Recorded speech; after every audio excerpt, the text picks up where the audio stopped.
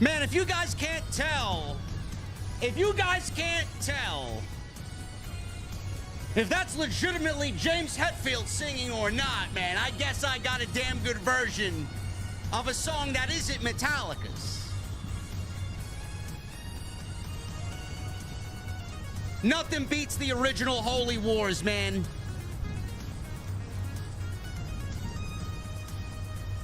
AEW! Oh, man! We're gonna get serious tonight! We're gonna get serious! You wanna talk story? We'll talk story!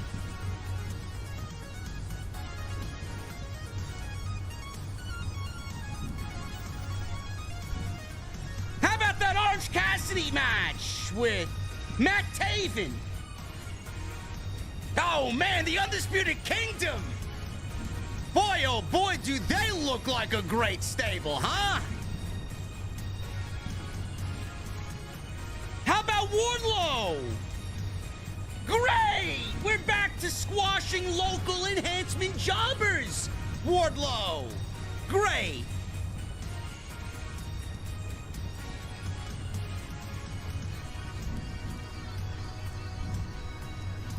And everybody else complaining about, oh, well, why don't you watch Rampage?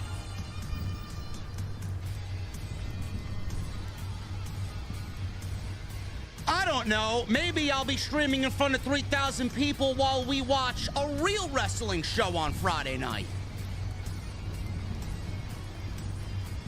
In the midst of WrestleMania season. Jesse's at the venue. I don't know what he's doing, man. Apparently, he made me an old-fashioned. This I gotta see. Hopefully, you guys got a cold beverage as well.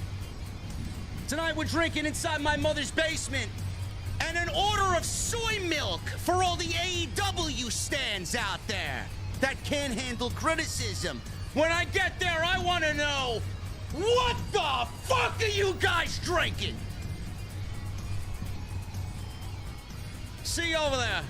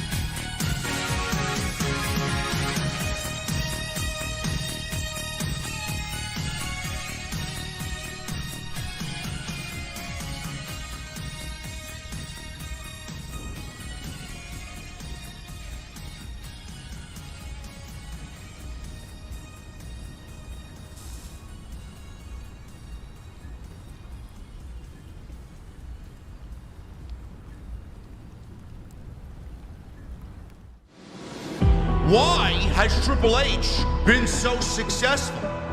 Why is Triple H running WWE better than Vince McMahon and Bruce Pritchard on Monday and Friday night? Long-term booking.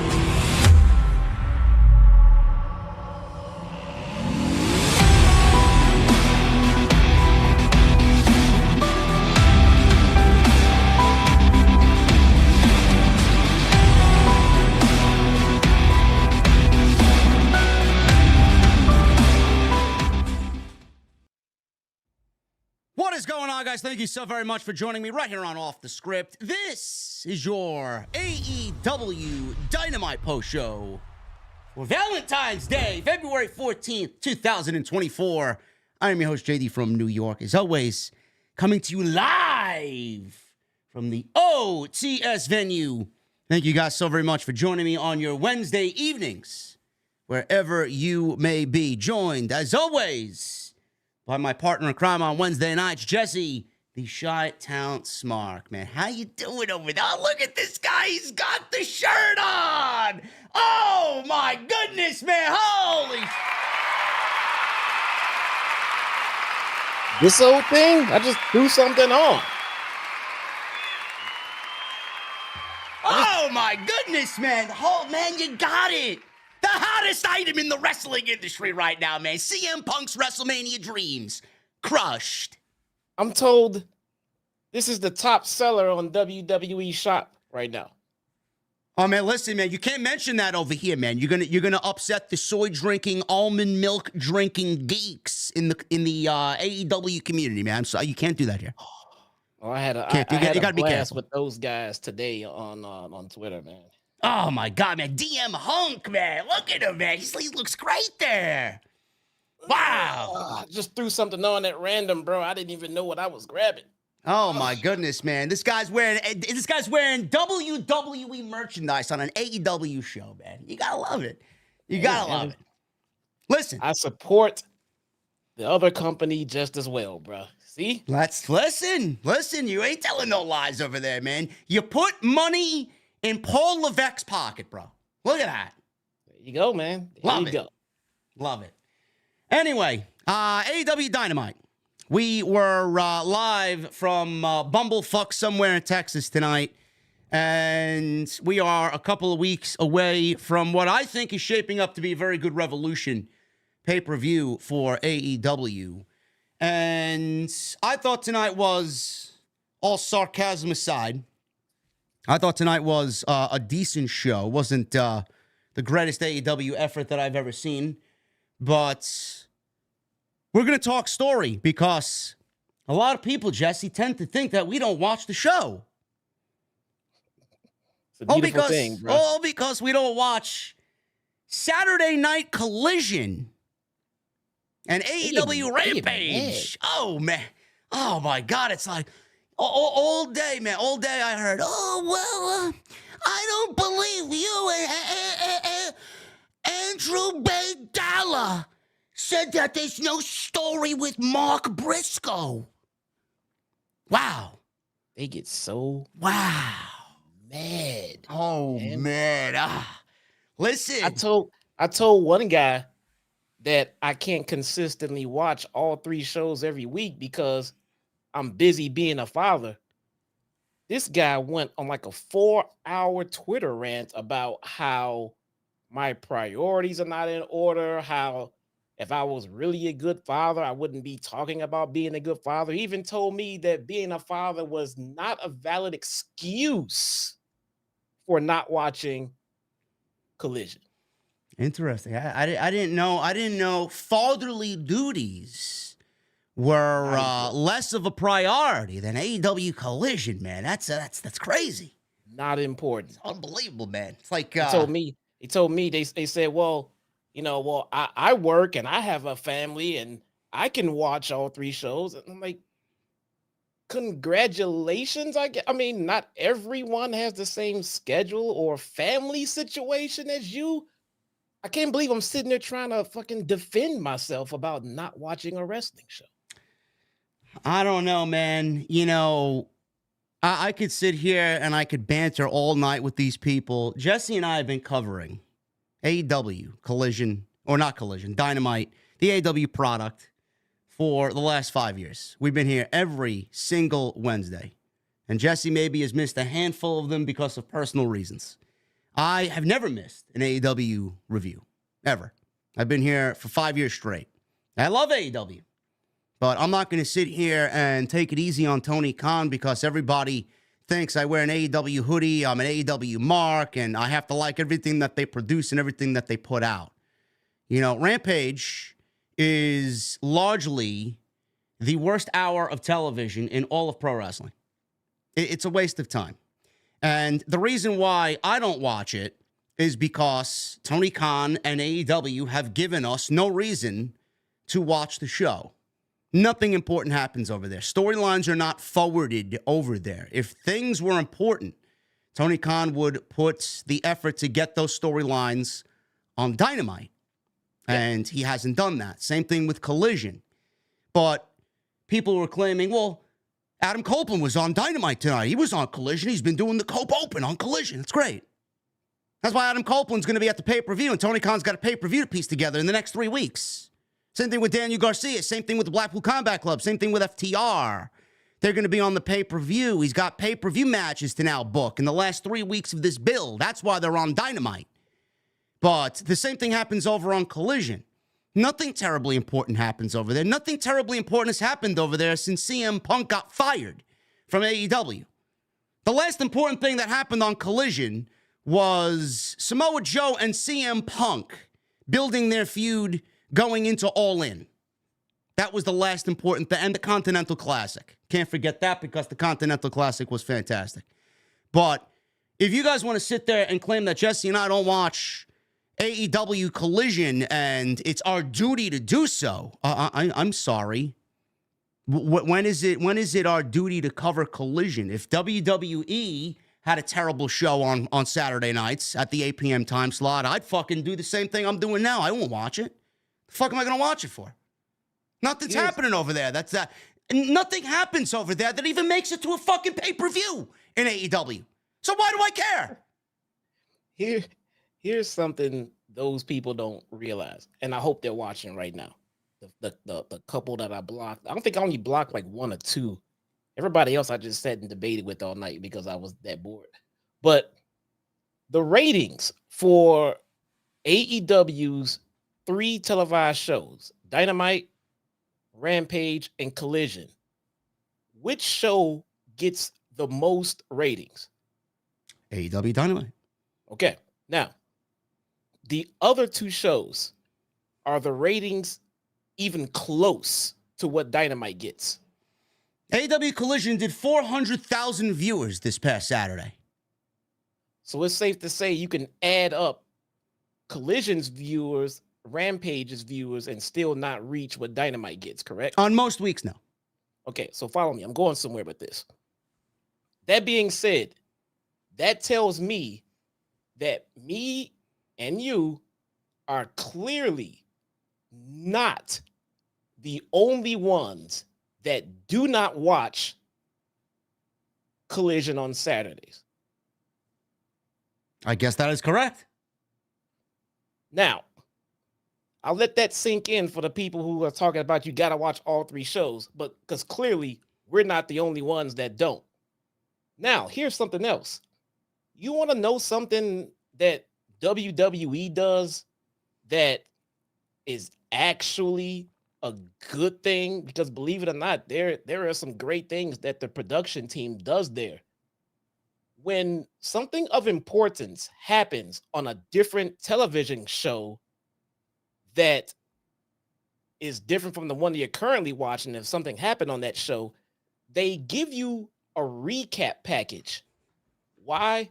Because they don't just assume that whoever is sitting and watching the current show right now actually watched the other shows that happen throughout the week. So they'll catch you up quickly so that you have an idea of the importance of what is currently going on your television right now.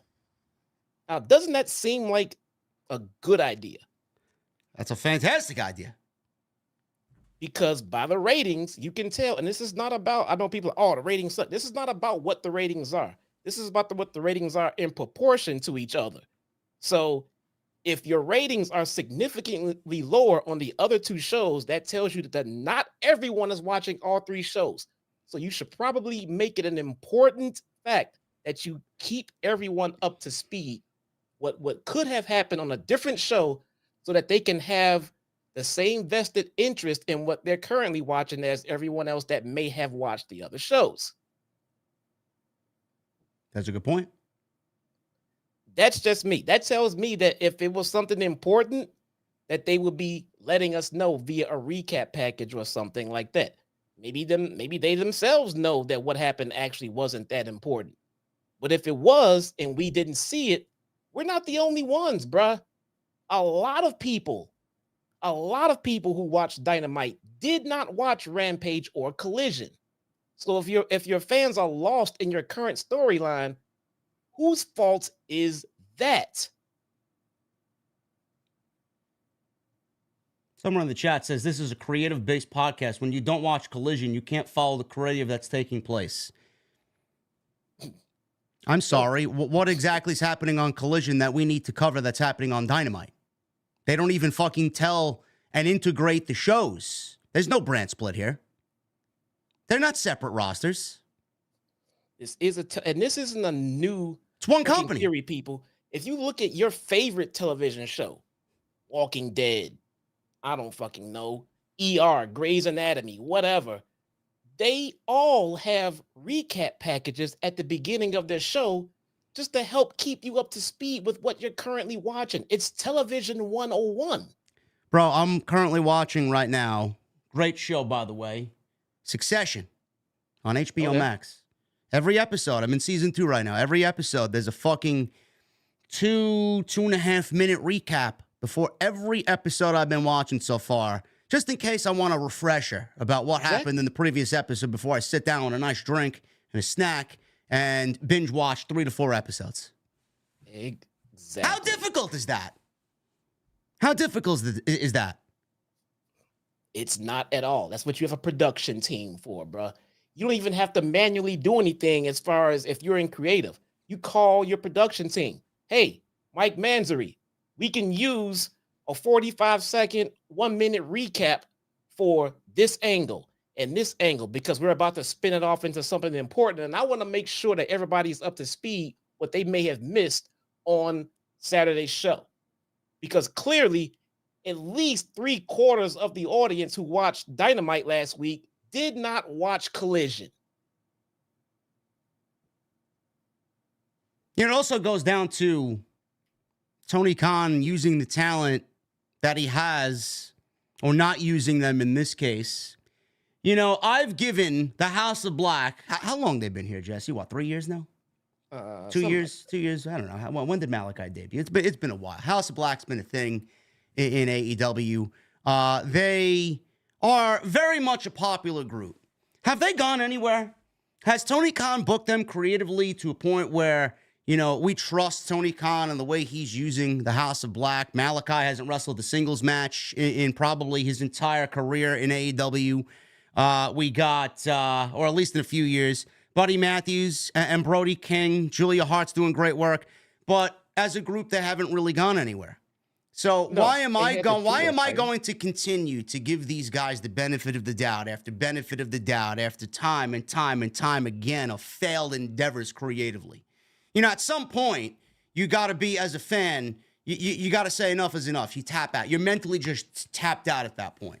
So when you don't want to watch Collision because of Tony Khan dropping the ball on yet another group that's uber talented and mega popular with the fan base, you know, it's not our fucking fault that he sticks them on Saturday night and then he does nothing with them.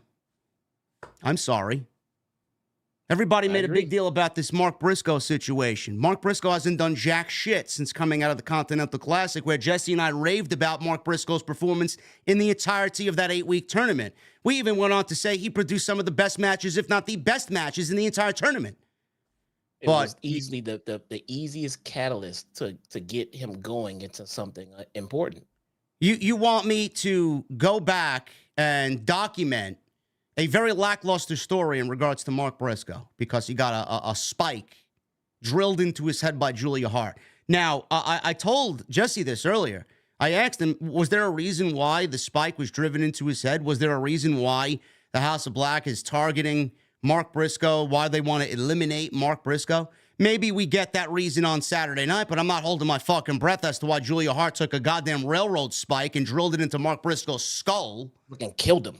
I mean, this is the type of storytelling that Tony Khan is feeding people, and people are all over it. And when you claim that there's no real story, they want to jump down your throat and claim, watch the show. I have been watching the show. I don't need to actually watch the show to get the full gist of the storyline that they're telling. It's weak. It's not real story. You know, I could sit there. I could do what Tony Khan's doing. Wrestler A versus wrestler B. They're fighting because they are looking for a fight. Okay. How many times do I have to sit here and ask Jesse, well, bro, where's the why and why they're fighting? Is there a why? Yeah. There's a reason for the House of Black and them getting into a feud with FTR. House of Black, apparently, I did some research on this. House of Black claimed that FTR was best friends with CM Punk and claimed that CM Punk left them. They had nobody else to back them up. They enlisted them, gave them the offer to join the House of Black, and claimed that they got no other backup because their only backup left. He got fired. But they had Mark Briscoe. They had Daniel Garcia. That played out over House of Black taking out Mark Briscoe. And then Danny Garcia filling in for FTR. So they did have backup, which the House of Black didn't really understand. And they took that for granted, which led to that steel cage match, which now led to the railroad spike in Mark Briscoe's head. But I mean, it's not groundbreaking storytelling where I got to fucking jump out of my seat every Saturday night and fucking dedicate 2 hours of my life to watch Collision. I mean, holy shit, guys. No. Like, you think that we don't fucking pay attention. We do pay attention. No, not only if it's not happening on Dynamite, why the fuck do we need to care? No, not only that. If anything of major interest happened on either one of these shows, we would have found out about it. We would have heard about it. It would have come up. Clearly, nothing of importance happened because no one is really talking about it. So even if there is a piece of the story that we're watching on Dynamite that happened on Collision, it couldn't have been that damn important. No one cared. No one is actually watching. No one is talking about it after the fact. You got to go back and see this match. You got to go back and see this angle. You got to go back and see this promo. No one's talking about it. No. Couldn't have been that good. Now the Blackpool Combat Club is feuding with FTR. You know what I found out about that? Because the CMLL guys are taking a couple of weeks off. They got an event down in Mexico. Blackpool Combat Club's going to fly down there and they're going to confront them on their home turf. So while the CMLL storyline has halted right now in AEW, Blackpool Combat Club is looking for a fight. They're looking to keep busy, which is, in simpler terms, Tony Khan needing to get them opponents for the fucking pay-per-view coming up because he doesn't want to leave the Blackpool Combat Club off the card with 16,000 people in the building on that Saturday or Sunday evening for Revolution. So FTR answered the call. That's great. That's great. Now we got FTR and the Blackpool Combat Club feuding. Why? Because they're looking for a fight? That storytelling to you stands out there. You're going to have to do better than that, man. This is not some fucking rinky-dink, eat slop and eat what you're given podcast. We're going to be asking questions. AEW had rich story in their first couple of years, and then they gave way to this simplistic, nonsensical, fucking amateurish booking that everybody seems to digest and fucking feel satisfied with. I'm not. Jesse's not. I'm sorry that your show is very mid. And the only show that really matters here is the show that you're covering right now, Dynamite. That's it. If it don't happen on Dynamite, I don't want to hear a fucking thing. If I'm not seeing these guys on Dynamite, I don't give a shit. Do you want to know how you're going to get Jesse and I to watch Collision? With the abundance of fucking roster and payroll that Tony Khan has, he could do a roster split. Give me half of this talented roster on Collision and half of this talented roster on Dynamite. You want dedicated rosters so I know who to tune in for on Saturday night. Dedicated rosters on Wednesday night so I know who I'm tuning in to watch on Wednesday night. So when AEW doesn't take what's happening on Saturday and then do it on Wednesday, and there is no brand split, and there is no sense of urgency, and there is no importance, I'm not going to watch. He's got so many fucking different moving parts. It's tough to keep up with everything. But if you split the fucking rosters and put a writing staff on that show and a writing staff on Wednesday, maybe it'll be a little bit more digestible. I would go out of my way to watch the stories that are being told over there. Yeah. They're not doing that. No. The famous phrase, if you build it, they will come. This applies. If you just build an interesting wrestling show, people will show up. People will show up and show out. If there was something of major interest going down on these shows, people will show up. Now, I'm watching Rampage every week because I'm covering it in a watch along. But not gonna lie, man, it's just there in the background. It's very boring, man. I'm usually spending that time talking to my viewers in the chat. We're shooting the shit. If something big happens, we'll touch on it, but we're just hanging out and having fun, man, because there's nothing of real interest happening on the fucking show. Here's a good example for you and everybody in the chat. How much of this show, how much of this Collision show is going to make it to the pay-per-view? Normally, I gauge the pay-per-views as, you know what, the current quarter that we're in, right, from December to March, whatever takes place in these 3 months, 3.5 months, it's probably going to get a payoff at the pay-per-view, and then we get into a whole new slew of storylines. We got Swerve Strickland, Adam Page, and Samoa Joe for the World Championship. That's taking place on Dynamite. I don't see none of those guys on Collision. We got the Young Bucks, Sting, Darby Allin. That's going to be the main event of Revolution. I don't see that taking place on Collision. Where has the majority of that stuff and that story been? On Dynamite, on Wednesday. What about Deonna Purrazzo and Toni Storm? Outside Toni getting wins that don't really matter because she's the champion, and Deonna Purrazzo padding her fucking rankings on Collision, the majority of the story has taken place on Dynamite. Perazzo debuted on Dynamite. She didn't debut on Collision. So that's 3 storylines right there. The majority of Edge's run with Christian Cage has taken place on Dynamite. And you saw another aspect of that here tonight on Dynamite when he got concertoed by Christian Cage, which is probably going to lead to another one-on-one match between the two at Revolution. That's 4 storylines right there. Orange Cassidy, he's wrestled on Collision, but I haven't seen him or heard him forward any dialogue with Roderick Strong. In fact, Jesse, has there been any dialogue between Roderick Strong and Orange Cassidy for the International Championship outside of the fact that Roddy says he wants the title and for whatever reason? Has there been any dialogue? No, they haven't touched on that feud at all, man. Have the Undisputed Kingdom even made it over to Collision? Barely. Most of that has taken place once again on Dynamite. How many of the feuds on Collision actually make it to the fucking pay-per-view? 0. So if the feuds don't make it to pay-per-view, how the fuck do you expect Jesse and I to take what happens on Collision to be important when the pay-per-view is the end-all, be-all, and what everybody works to be on? 0. Where is Mercedes debuting? Is it on Collision? She's debuting on Dynamite. Where's Okada debuting? On Dynamite. Where is Ospreay debuting? On Dynamite. Nothing important happens there. I tell you what, if you left me breadcrumbs and hints that Mercedes will be debuting on Collision, guess where my ass will be on that Saturday night? Watching Collision. It's not that difficult to grasp. It's not. They give you a reason to watch Dynamite. They're basically telling you, hey, watch us. You can't miss this show. Have they done that at all with Collision? And trust me, I take nothing away from Bryan Danielson and Adam Copeland and Jon Moxley. But the way that they're being used, it's basically like a PBS fucking variety hour. I got Bryan Danielson wrestling Yuji Nagata.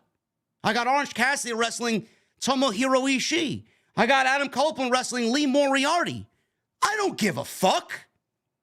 I don't. I'm sorry. Nobody wants that. That's what they want. Great. I respect all 3 of those guys.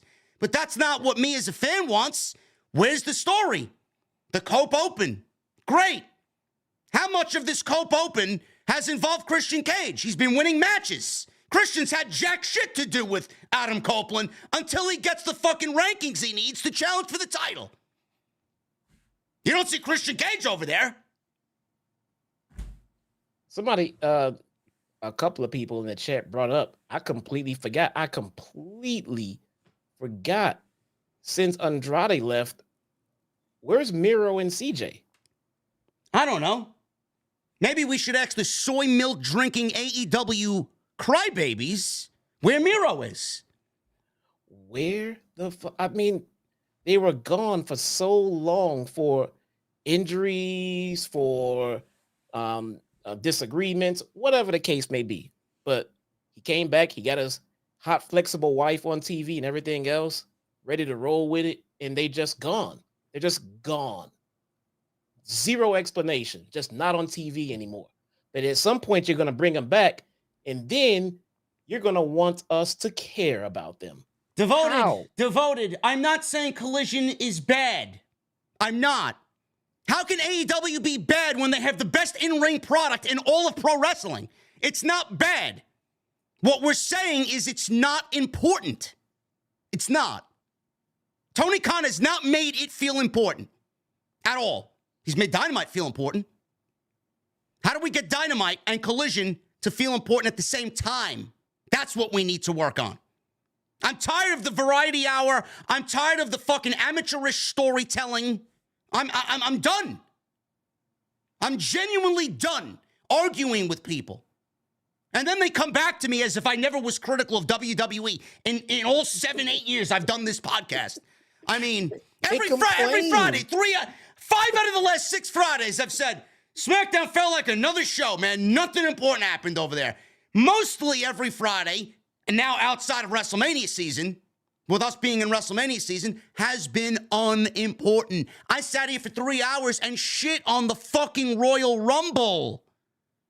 WWE's not immune to criticism. I don't understand you guys. I'm a Paul Levesque shill now. I've been a Paul Levesque shill since NXT Black and Gold started day one. There's a huge tribe of WWE shills. There's a huge tribe of AEW shills. And whenever you say anything bad about one company, those shills come out and say, oh, you're just a shill for the other company. And then the other company says, oh, you're just a shill for the other company. You fucking people clearly either don't watch what we do here, or you are just mentally ill, because I don't understand how you can be a shill for both. Which one is it? I don't know. I genuinely don't know.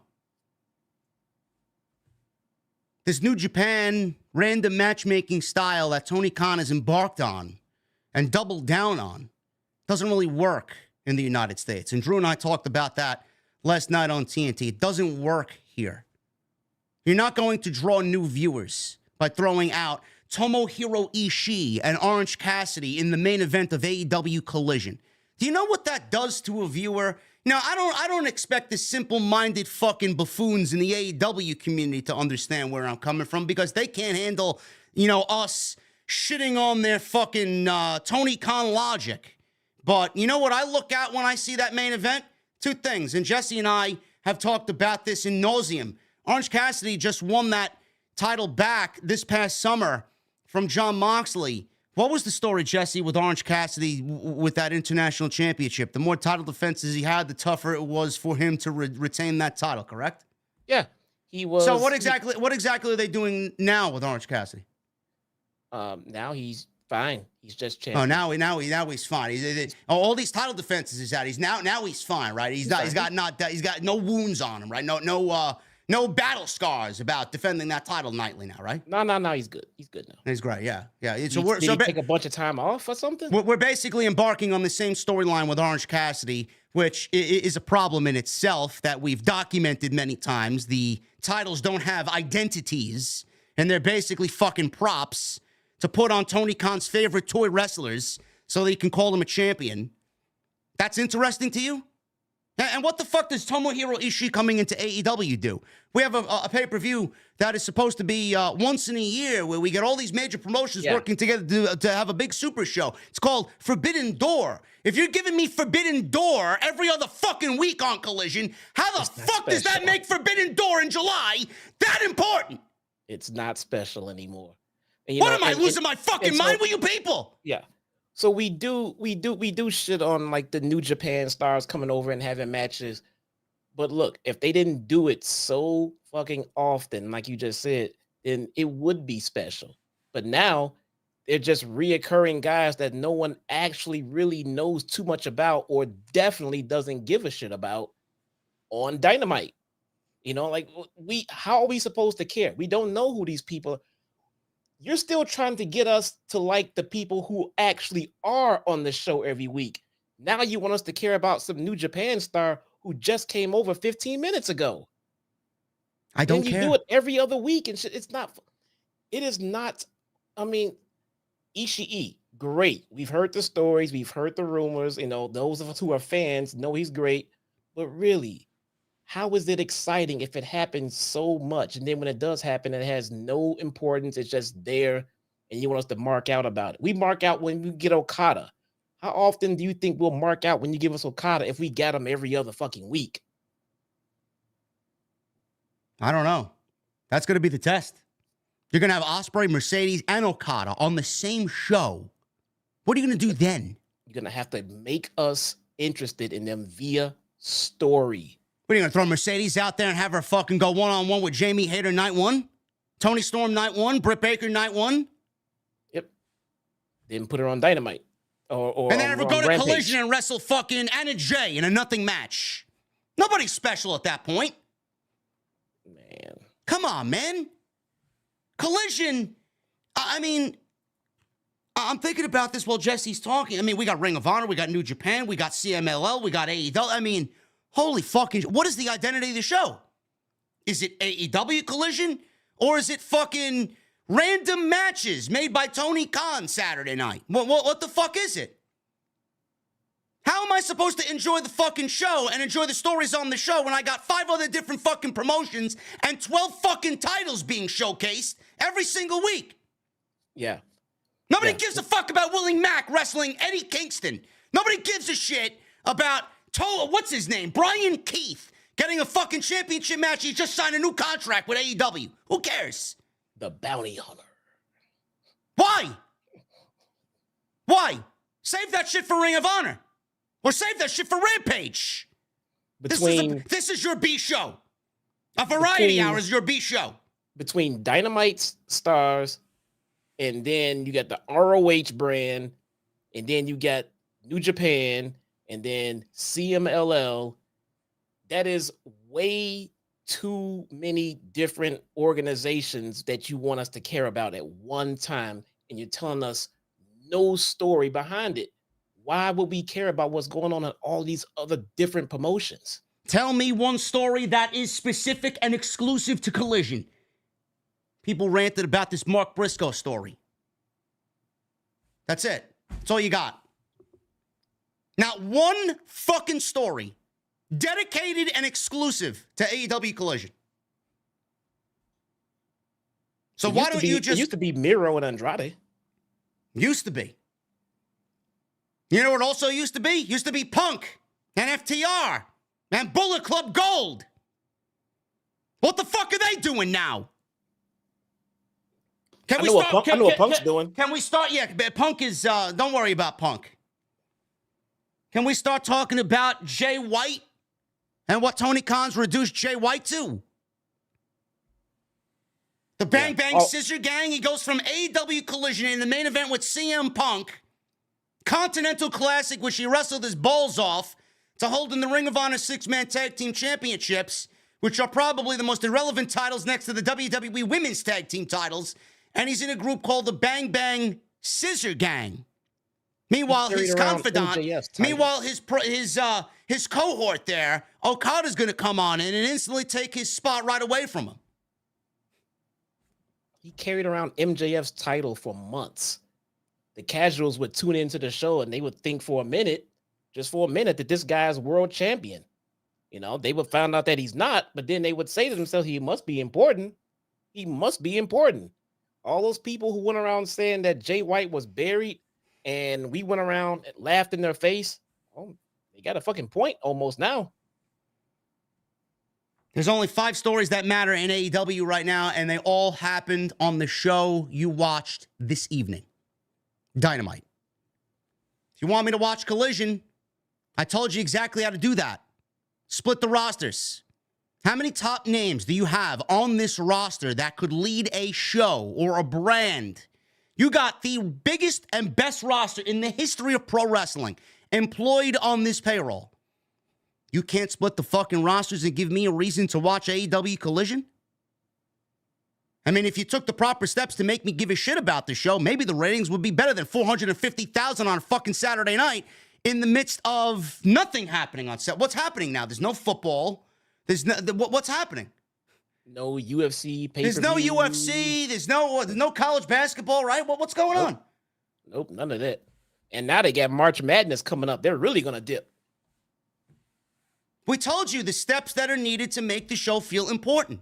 And stop getting Jesse. Jesse does a live review or a watch along of Rampage. And he told me today, you don't need to watch the fucking show. I watch the show and nothing terribly important happens. No. If there was something that terribly important happened, I would have let you know by now. Nothing. It's a house show, bro. It's legitimately a house show. That is what happens on Rampage every Friday. It's a 1-hour house show. And I can't tell the difference between Rampage and fucking Collision.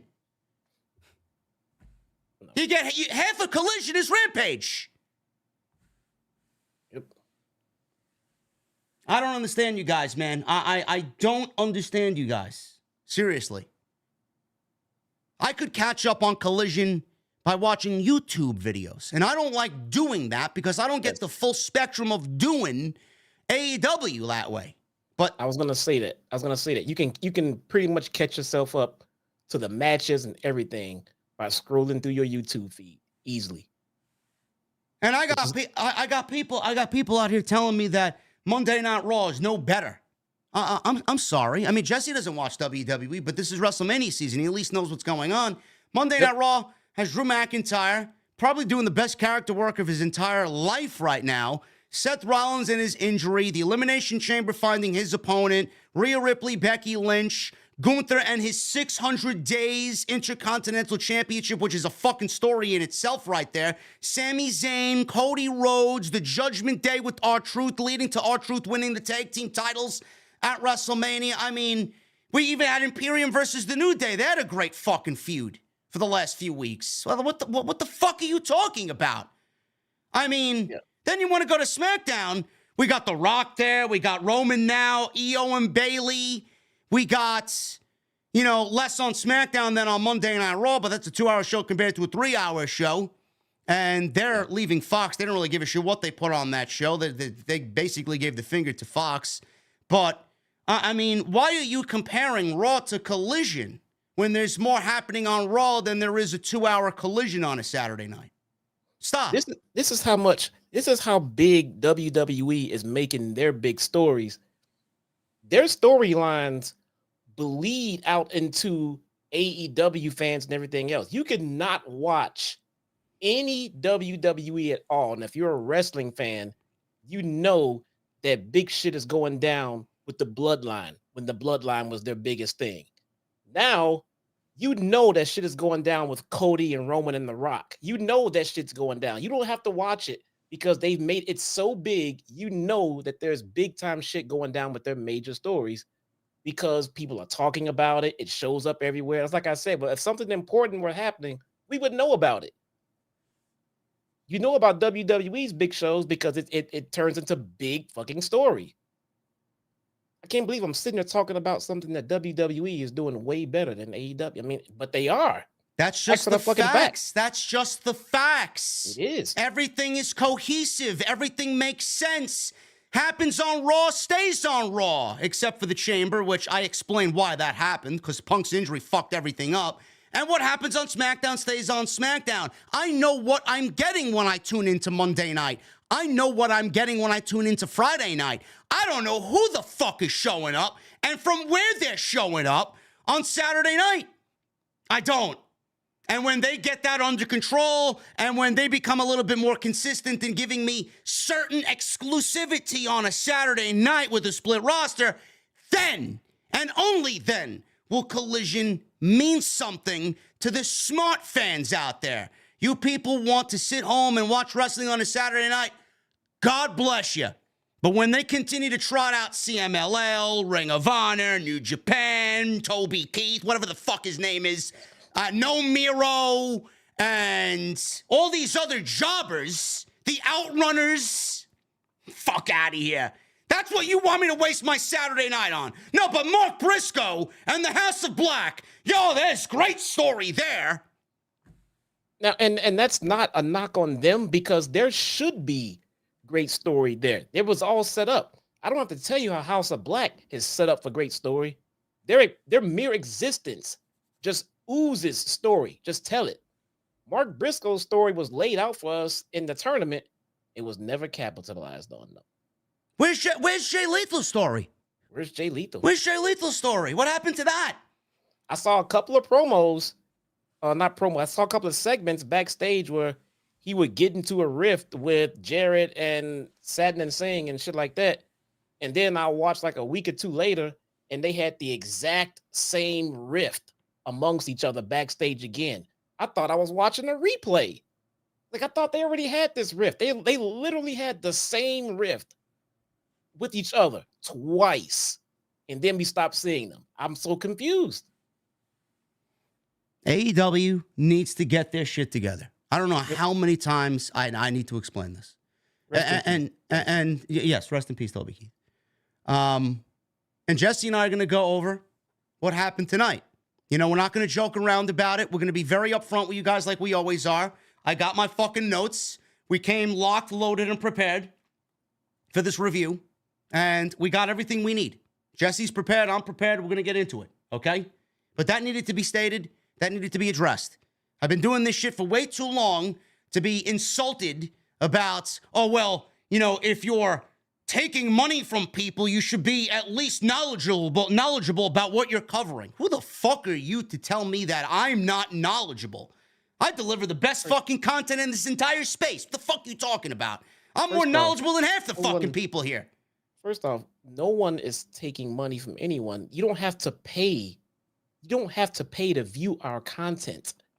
People choose to donate because they are nice people and that JD works his ass off for the content that he gives them, and they choose to donate for his time.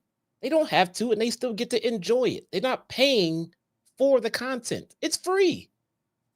Had one guy tell me I got no effort in my content if I'm not watching Collision. There you go. See? That's the level of stupidity that I had to deal with today.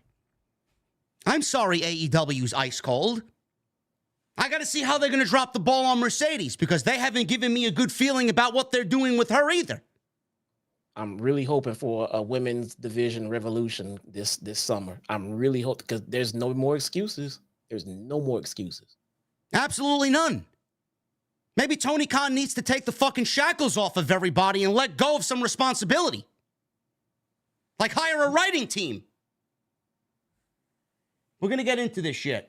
Thank you guys very much for all your support.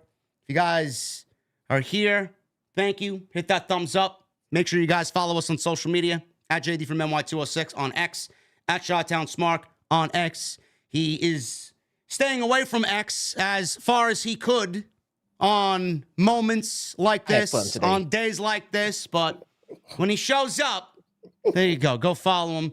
Click the link in the description. It'll take you to Jesse's YouTube channel as well. He's got his own YouTube channel. Bro, that Scott D'Amore video that you did what, almost 4,000 views, huh? It's pretty big, man. And I mean, for my channel, it's pretty big. I have a lot more content coming, man. Good. I got some big changes coming. I'm going to have exclusive member content coming.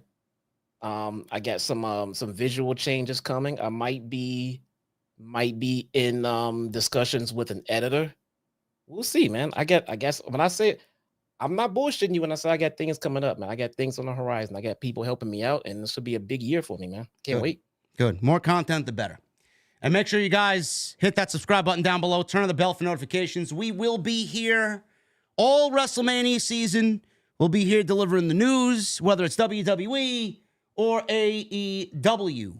Thank you guys very much. More is definitely on the way. It's going to be a busy season, and it's already been the best year ever. And we're not even through half of February yet. So thank you guys very much. This is already the biggest and best month in the history of the podcast, and we're not even through half of the month yet. One quick request. Well, we got a bunch of people here. My birthday is Friday. Yeah. Thank you ahead for all the happy birthday wishes. But I'm going to do a birthday live stream on Friday.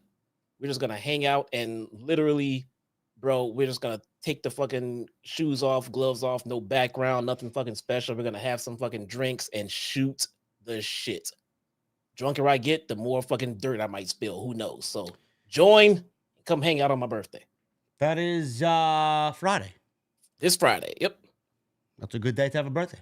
Shout out to Frank. Happy early birthday to Frank. Yes, he is. He's got to get a root canal. Poor Frank. Oh, is that same tooth problem or was it another one? No, it's the same tooth. Oh my God, Frank, come on. Yeah, I don't know, man. Listen, guys, go see Britt Baker, okay? Yeah, Go see Britt. Hi, Britt. Hey, listen, man, I miss Britt on TV. we need Britt Baker back. We need Britt on TV. It's been long enough.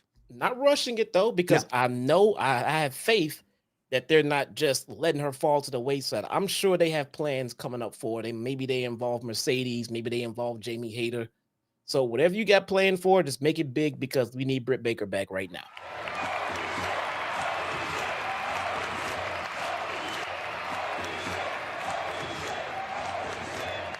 Oh my God, Billy, you're giving money to the podcast, man. How could you give money to a low-effort podcast, bro? He's doing nothing for that money, man. I mean, holy shit, man. I'm not giving you guys effort content here. Billy Bomb with a $100 super chat. AEW needs a creative team, JD. And Jesse, we love AEW and want the product to be fucking successful. JD and Jesse speak the truth. They have the talent in AEW. For the love of God, TK. Get Scott D'Amore ASAP. My birthday is Sunday. Thanks. Love IWC. You guys rule.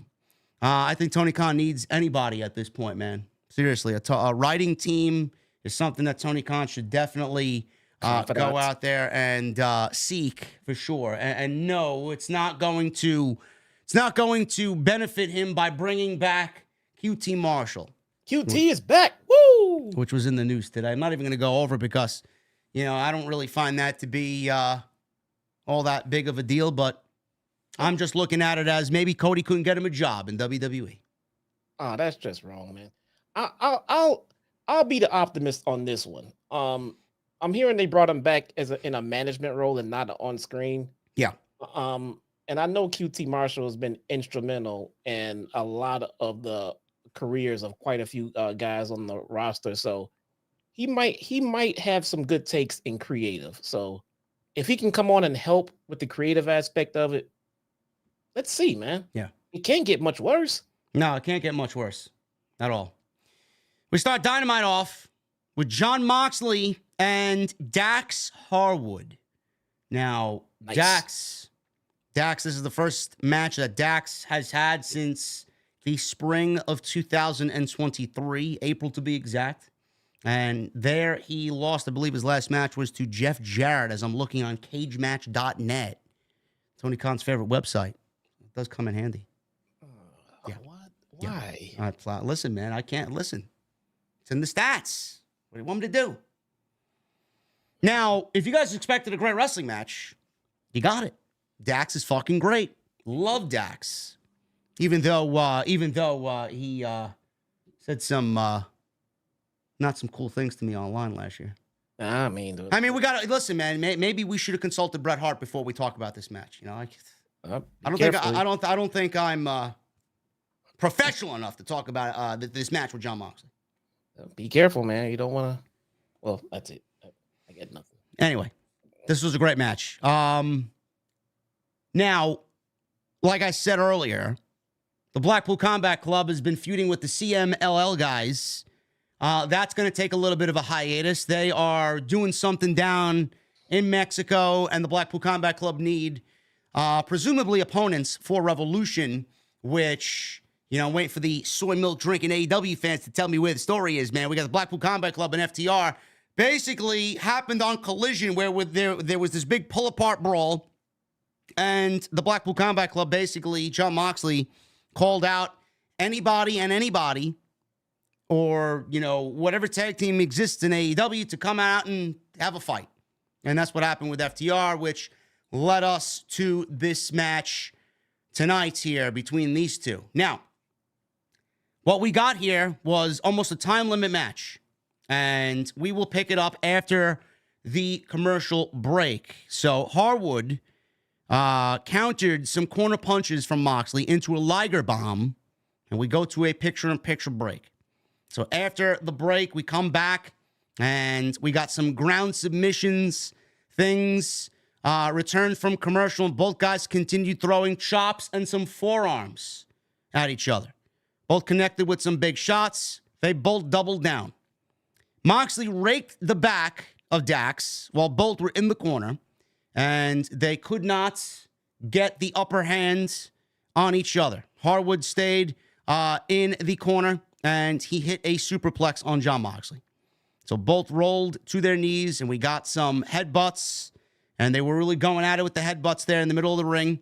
And Dax gets up, throws 2 lariats. Moxley ducks the third lariat, and he hit one of his own, which Harwood basically took there, and he goes down. So Justin Roberts, he calls for the 5-minute. We got 15 minutes already passed. We got 5 minutes left to go. It's a 20-minute time limit here in the open. And Jon Moxley escaped a sharpshooter into an armbar. Harwood got a pin for a 1 count. Harwood then faked a shot on Moxley. Moxley ducked, and he countered into a pile driver on Dax for a 2. Moxley then rolls to the outside, and Harwood goes to chase after him, which was basically all a setup to get a low blow by kicking the ropes when he came back inside, which basically crotched Harwood on the middle rope. Moxley connected on a cutter, and then a Seth Rollins curb stomp. He goes for a cover. He gets a 2 count.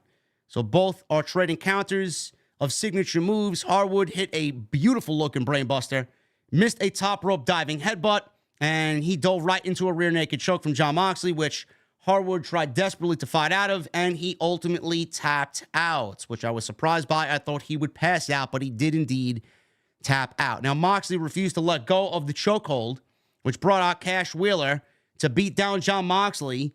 Then Claudio comes out, even the odds, and he dropped Wheeler with a neutralizer right away.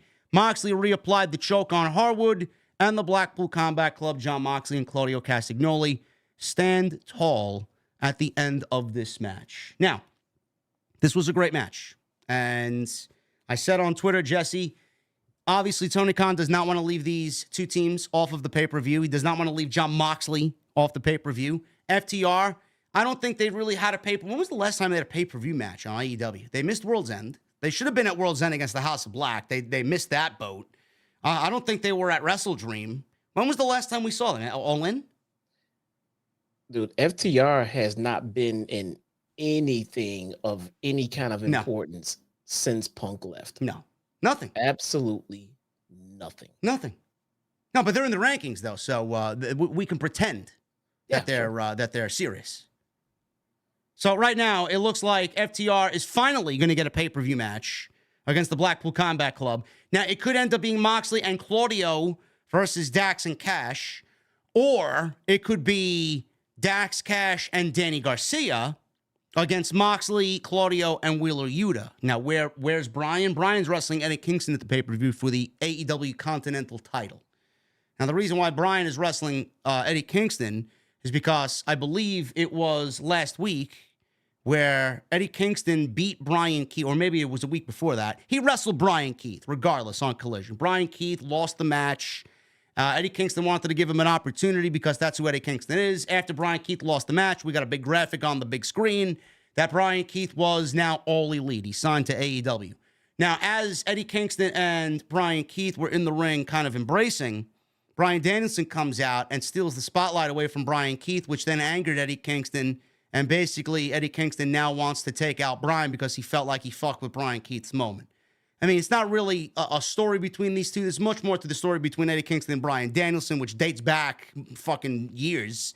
So I'm not using that as the catalyst to get this match. I'm not going to complain about a Bryan and Eddie Kingston match on pay-per-view, which should be fucking phenomenal anyway. It's like, no, because I'm looking forward to that. Yeah, I mean, it's going to be great regardless. But, I mean, for the fact that people are claiming that's the story, no, that's not the story. The story has been built up through the Continental Classic and well before that. So, I mean, this is something that Eddie Kingston has been doing with the Blackpool Combat Club for months now. Months. He beat Moxley in the finals of the tournament at World's End, and now he's going to have to beat Bryan again, where he beat Bryan in the Continental Classic. It's going to be a different beast now, you know. So that's where I like the effort that they're putting into making Eddie Kingston a top guy in the company. You can tell that they're not just letting him hang. He's doing big shit. He's out there feuding with bigger names. He's winning bigger matches, and he's carrying titles. He was labeled as a quote unquote bum by the community, but he is up there with the top guys, and I can appreciate that. Yeah, so we could be getting that 6-man tag or the tag team match with FTR and the Blackpool Combat Club at Revolution Either one of those matches I'm okay with, but, you know, it is a reach right now to say that there is a story between the Blackpool Combat Club and FTR. But the thing is, Jesse, if they actually do build a legitimate story, you know, we could be looking at a positive here. If you let these two teams go and you build a story between these two teams, I mean, the potential there is fucking through the roof. This is something that a lot of fans have been asking for since the Blackpool Combat Club got started with FTR. Also, you know, it could showcase the AEW Tag Team division, which right now I think is in the midst of a reset, per se. We got the Young Bucks chasing down the tag team titles, Sting and Darby Allin. Looks like we're going to be getting those tag team titles back on the Young Bucks. They're playing a great heel role right now, so who knows where those titles are going to be on them. You know, FTR needs to be back in contention. The House of Black needs to be in contention. Blackpool Combat Club needs to be in contention. Those are three great fucking teams right there. So if that's the case, that's a thumbs up as well. But again, I don't know what their vision is here. I really don't. No, I don't know either, man. It felt like that they were, when they came out of this tournament, it really felt like they were headed towards a place where they had direction for so many different people. We even laid it out for everyone here about how it looked, what it looked like, and what direction they were going with so many different people. And none of it panned out. And I don't see a reason why it didn't pan out. They just didn't do it. Still don't know where Jay Lethal is. Still don't know why Mark Briscoe has not capitalized on the momentum coming out of the tournament. I don't understand why. That is the part I'm feeling. I would get it if there were injuries or something that had made you change direction, but there was none of that. And I don't see why Jay Lethal's not being capitalized. You keep teasing it, and then we won't get it. Listen, the huge story with Eddie coming out of the tournament. It's a great fucking story. Why is it buried on Collision? That's the part I don't get. Now, it looks like that Tony Khan has a soft brand split going on with AEW Collision, because some people have specifically appeared only on Collision and not on Dynamite, like Eddie Kingston. Eddie Kingston hasn't been on Dynamite for a while, since the Continental Classic. So why don't you just go all the way with the brand split and give us a dedicated roster so we know who exactly we're getting on a Saturday night, if you've already taken the steps to do a soft brand split without actually announcing that there's a soft brand split? Yeah. That's the part I don't understand. Yeah, it would help. It would help tremendously. Yeah. And I'm not the only one saying that. You're starting to see that opinion more and more on social media. Where do you think they got it from? Drew and I have been talking about this for months now. Jesse and I have been talking about this for months now. Yeah. It's not new information. So this FTR and BCC, hopefully it ends up, it's going to be great. I just need a reason as to why. I'm going to need more than, you know, insert team name here that answers John Moxley's challenge for a fight. I mean, that's not a story. No. That's not a story. It's an angle. It's a right now because they need matches for the pay-per-view, but for you to tell me, oh man, you're not watching Collision and you're missing the story, that's not a story. Story takes place over weeks of television. This happened on Saturday, and he needed an opponent for Wednesday. It's not a story. Give me a break. Speaking of story, we could be looking at a great story if they play their cards right. Renee Paquette interviewed Don Callis and the Don Callis family. He's there with Powerhouse Hobbs and Konosuke Takeshita. Callis said that they are a victim of their own success because nobody wants to wrestle Takeshita and nobody wants to wrestle Hobbs. He said at Revolution, they can't find an opponent. He says he's going to put together a match that will have people talking for decades, featuring members of the Don Callis family against each other.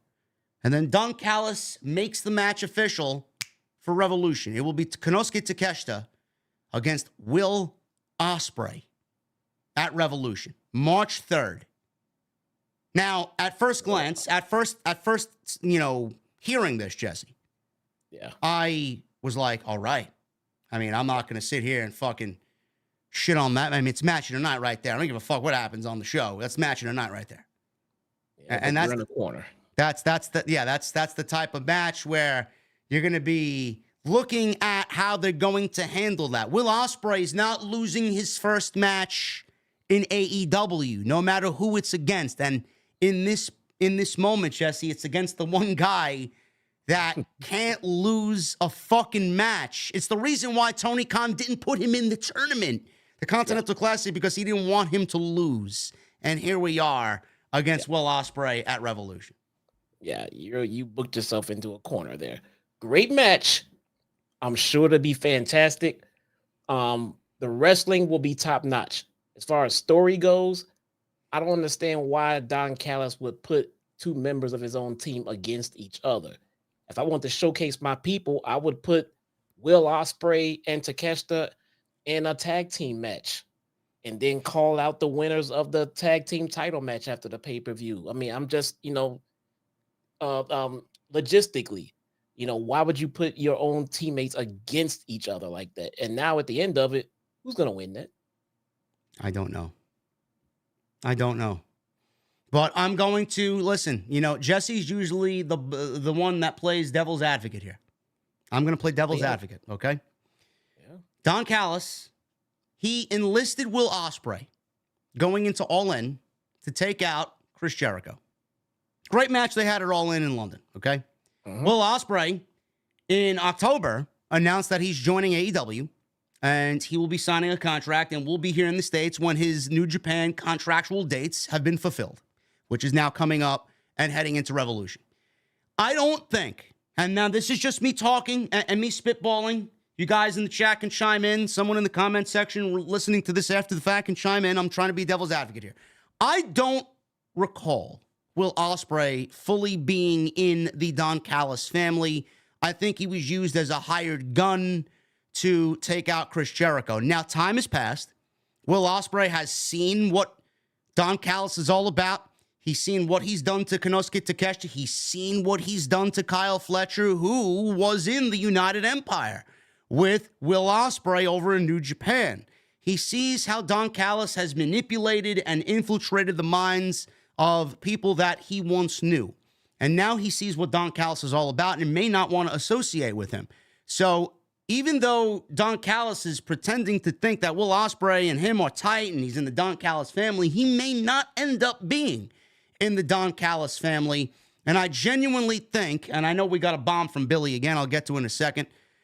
I honestly think, Jesse, where we bring in Will Ospreay, and obviously he beats Konosuke Takeshita, I have a feeling that Tony Khan has the foundation here to tell a great story. And what that story is, maybe Will Ospreay is the catalyst to open up the eyes of Konosuke Takeshita, take him away from the Don Callis family after this match. He finally sees the light about what Don Callis is all about. And Don Callis goes out there to replace Konosuke Takeshita with Kazuchika Okada. And I'm bringing in Okada as a heel. And I'm bringing Okada in, who can't speak the English language all that well, and I'm putting a mouthpiece with him, and I'm giving him Don Callis, and Konosuke Takeshita is going to be the prize piece of the Don Callis family. And I'm starting a babyface Konosuke Takeshita versus a heel Okada, building to that for All In London. No way. No? No. You can't take Takeshita away from Don Callis. Why not? This is because this is the absolute best version of Takeshita we've ever gotten in AEW, and it hasn't really gotten any time to blossom just yet. I'm not taking him away from Don Callis at all right now. But what if Takeshita joins Will Ospreay and we get some new version of the United Empire with Ospreay and Takeshita? But I thought that was the plan with Ospreay joining the Don Callis family. Now I like the feud, but I would leave Okada as babyface and have him feud with Takeshita as heel.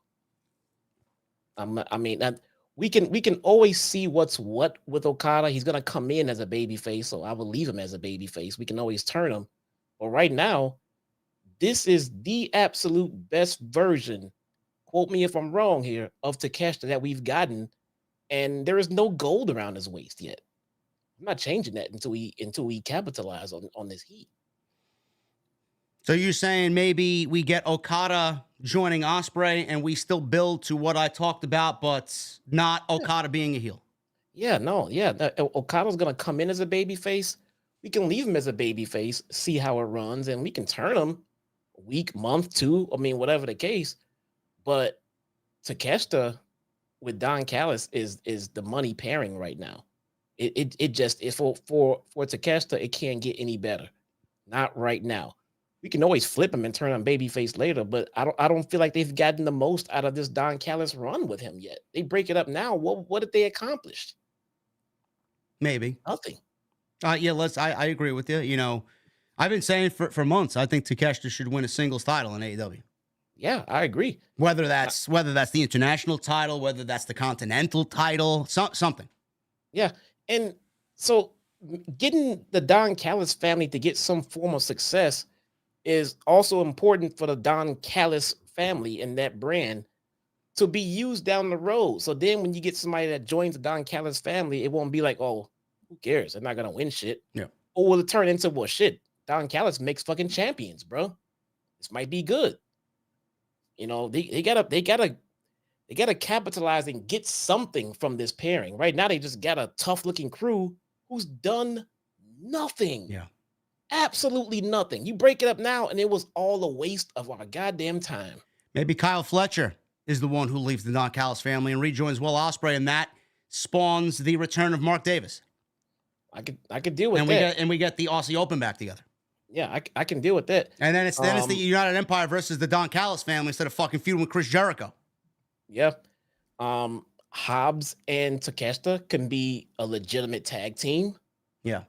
They could be legitimate, but I'm with you. I would love to see some singles gold around Takeshita. And since they are clearly not doing much of anything with the tag division right now, man, we'll see where that goes. But that could be a tag team.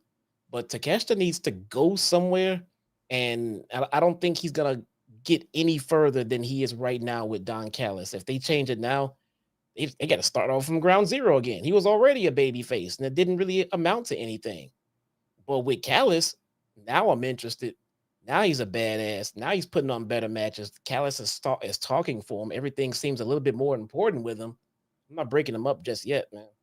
Maybe Don Callis manages both Takeshita and Okada, and we get all three of those guys against the United Empire. I could deal with that. Just pair Okada and Takeshita together. I could deal with that. I would still bring in Okada as a babyface.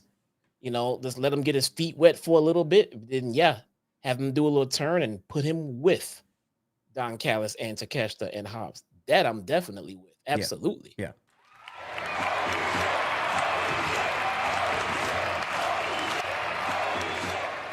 Another Billy Bomb with a $100 super chat. I'm tired of the IWC talking shit about JD and Jesse. We love AEW professional wrestling. AEW is the best talent on the planet. Don't fuck this up, TK. Thank you, Billy. Center for me, man. Thanks, you. Thanks, appreciate it. Thank you, Billy. Appreciate you, brother. As always, listen, man, what do they usually say? They hate what they don't understand. But usually what comes off this show on Wednesday nights, like we're discussing now, is some top-tier fucking discussion and some creative direction. We've always been upfront and honest, and if you don't like that on the AEW side of things, I don't know what to fucking tell you, honestly. My saying is they hate because they have a screen and a keyboard. Yeah, that too. Wardlow. Speaking of irrelevant, Wardlow versus a local independent jobber named Barrett Brown. Wardlow wins in 1 minute with a last ride powerbomb. And that was basically it. Adam Cole was on commentary. I don't even think he got a word in. And then that was basically it. And as soon as the match was over, they went right to the next segment, which was the Young Bucks still wearing their white suits with the stained blood of Sting and Darby Allin on them, getting into a limousine and then driving to the arena, almost making Wardlow seem completely irrelevant to everybody that watched the show. Moving on. I don't know what their vision is for the Undisputed Kingdom. I don't, but something needs to be done to fix this fast. They may be the most dead stable in all of AEW, and that is saying a lot with Adam Cole as your leader. That is awful. Seriously. Undisputed Kingdom, quite simply put, they're not a bunch of badasses. No, they're not. They're not badasses. They need to be badasses, and they're not. You know, for all of the soy milk, almond milk drinking geeks out there in the AEW community, I have a question for you. You know, where did all the people that the Undisputed Kingdom have destroyed leading up to them taking out MJF and taking the world title away from them at World's End? What happened to all those people? Are none of them seeking revenge? What happened to the Acclaimed? They seemingly have fucking Alzheimer's now. They forgot about the Undisputed Kingdom. What about Adam Page? He don't give a shit about the Undisputed Kingdom. He got thrown onto a fucking windshield. Not a fucking peep about the Undisputed Kingdom. What about Jay White? He was the first one that was attacked by the Undisputed Kingdom. You'd think by him joining forces with the Acclaimed, Let's go get these motherfuckers. Let's go get these motherfuckers. TK or somebody listening in AEW, where is that story? And why have we seemingly swept all of that under the rug? Or am I supposed to forget all of that shit happened literally 2 months ago? At least Adam Page, I'll give them. He's busy trying to get fucking top gold. He's busy. Fuck these guys. I'm in the mix for a world title. Okay. Everyone else makes no sense. The most irrelevant group in all of AEW. And people are telling me, oh, well, they're at a stalemate right now because Adam Cole and MJF are injured. I'm sorry. So we're waiting for MJF to get back to television before we continue telling this storyline. And in the meantime, until he gets back, so your priority is to kill the Undisputed Kingdom. Is that what you're recommending we do here? Because that's exactly the trend that we're on right now. The goal should have been for the Undisputed Kingdom to be running roughshod through this damn company, just taking over shit. And then when MJF comes back, he should be the saving grace to help take them down a few pegs and get them out of power. But they've gained no power. I understand Adam Cole is injured. I get it, but we've on multiple occasions explained how Adam Cole can still be helpful in a role to help get this group over even while he's injured. All with the help of Roderick Strong, who was white hot. He was white hot right before the reveal of the Undisputed Kingdom, and they cooled him off. How many Adams have we heard since the height of his popularity? Not one. Cooled him off. Roderick Strong would have made a fantastic number 2 to Adam Cole's number 1 in that faction, and he could be leading it. He could be physically leading it while Adam Cole is calling the shots because he's still on TV, he's on commentary, do some backstage stuff. They could still be fucking killing it. Hell, the whole fucking crew did all of this damage while Adam Cole was hurt. They were badasses then, but once they revealed, now they just wusses. And they're not cool anymore now. There's only one positive here. Wardlow's not injured like we all thought he was after wrestling that match with Commander last week. So that's good news, thank God.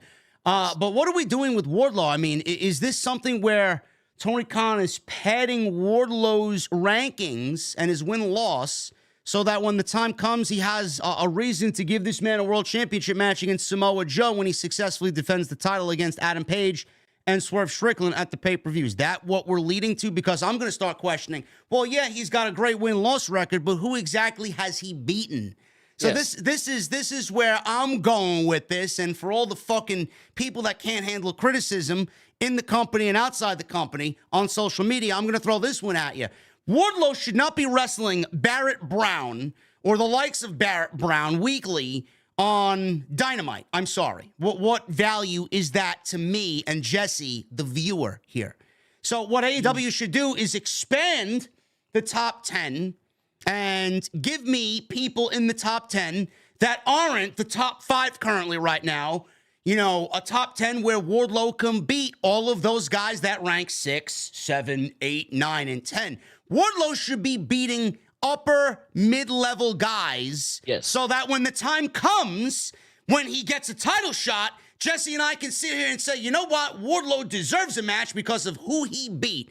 I'm not going to sit here right now and tell you he deserves jack shit because he beat Barrett Brown on AEW Dynamite. That's the problem with the ranking system, and that's the problem with Tony Khan's creative because they don't take it seriously, so why the fuck should we?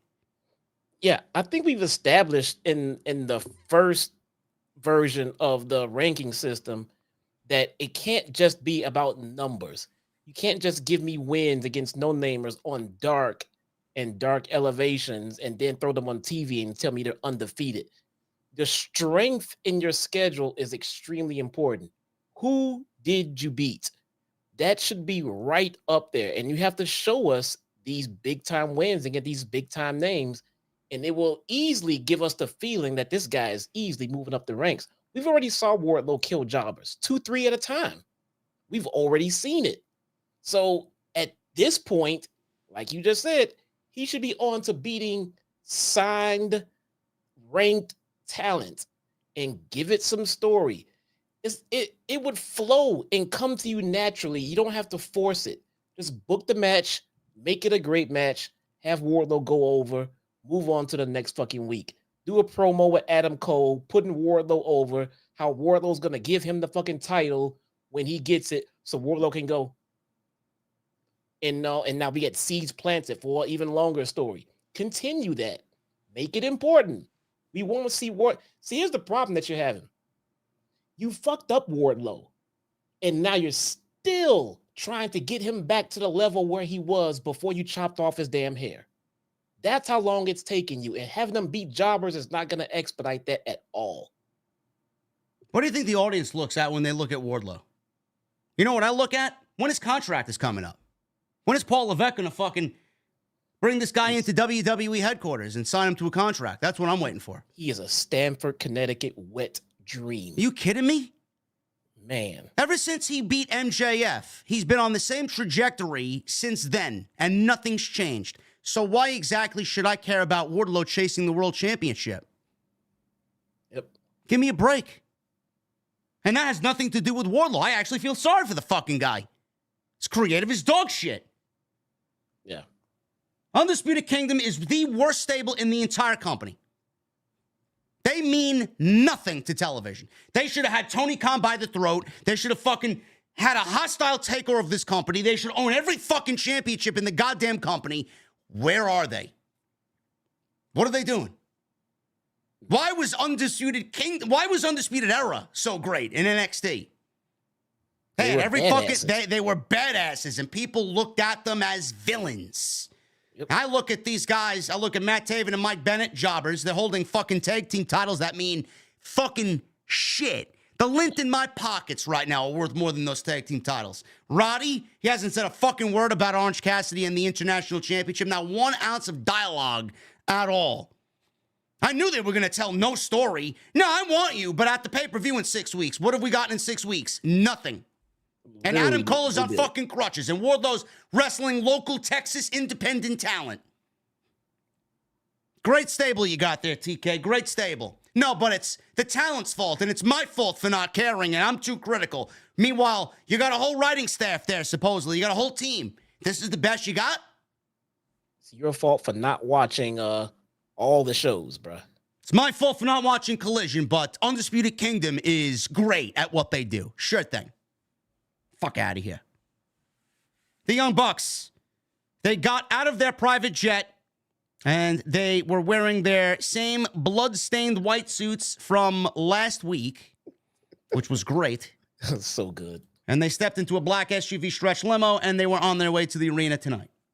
They have a tag team match against Top Flight later on. Adam Copeland, he went one-on-one with Daniel Garcia.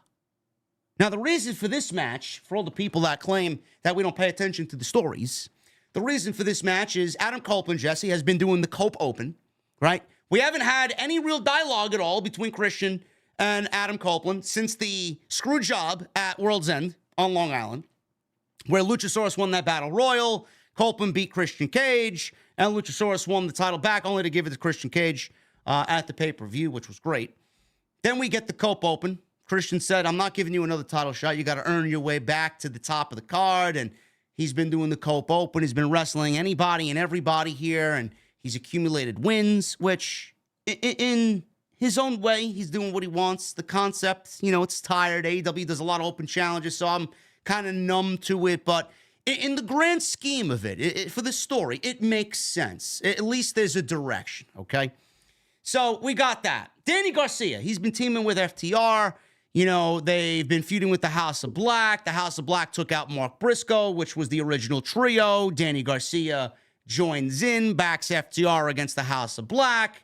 Danny Garcia is getting his confidence back coming out of the Continental Classic where he went only one win. And now he's eyeing Christian Cage's title because they beat the patriarchy on Collision this past Saturday. So he said, you know what? I think that title is meant for me. I'm gonna go try and get a title shot from Christian Cage. So Adam Copeland says, well, I want that title too. I'm in the rankings. I'm going for that title. Danny Garcia's like, all right, well, I want to prove myself. He's been about proving himself. And Adam Copeland, gracious enough, gave him a championship opportunity. He's like, if you beat me, then I'll give you the match with Christian Cage, and I'll step aside. So that's the reason for this match tonight. There is a story coming into this thing. Now, the match itself, nobody expected Danny Garcia to win. We all expected Adam Copeland to go to the pay-per-view and get Christian Cage for the TNT title. But the ending of what this match resulted in left me a little confused. Now, I don't know where we're going into the pay-per-view. I thought it was Christian and Adam Copeland, but Danny Garcia now is throwing a wrench into these creative plans, potentially. What did you make of the ending here, and how did you decipher what happened here with Christian coming out and the patriarchy coming out, taking both guys out, which apparently resulted in a no contest? I thought it was a little confusing. Yeah. I thought it was a little confusing for the overall story that they're trying to tell. Now, I like everything about it. Mama Wayne, Nick Wayne. I'm enjoying everything about it, but it was a little bit confusing. Like, should it be this convoluted for us to get to Adam and Christian? Is it? I mean, I feel like it shouldn't be this hard. I mean, the story was built in. You don't have to play off old stuff, but it should be easy to just lay out. I mean, it seems a little convoluted, no? Yeah, I don't know who exactly is enjoying what we're getting now going into this third match for Christian and Copeland. If they are enjoying what they're doing and they have the freedom to do what they want and they are loving it, great. That's great. More power to them.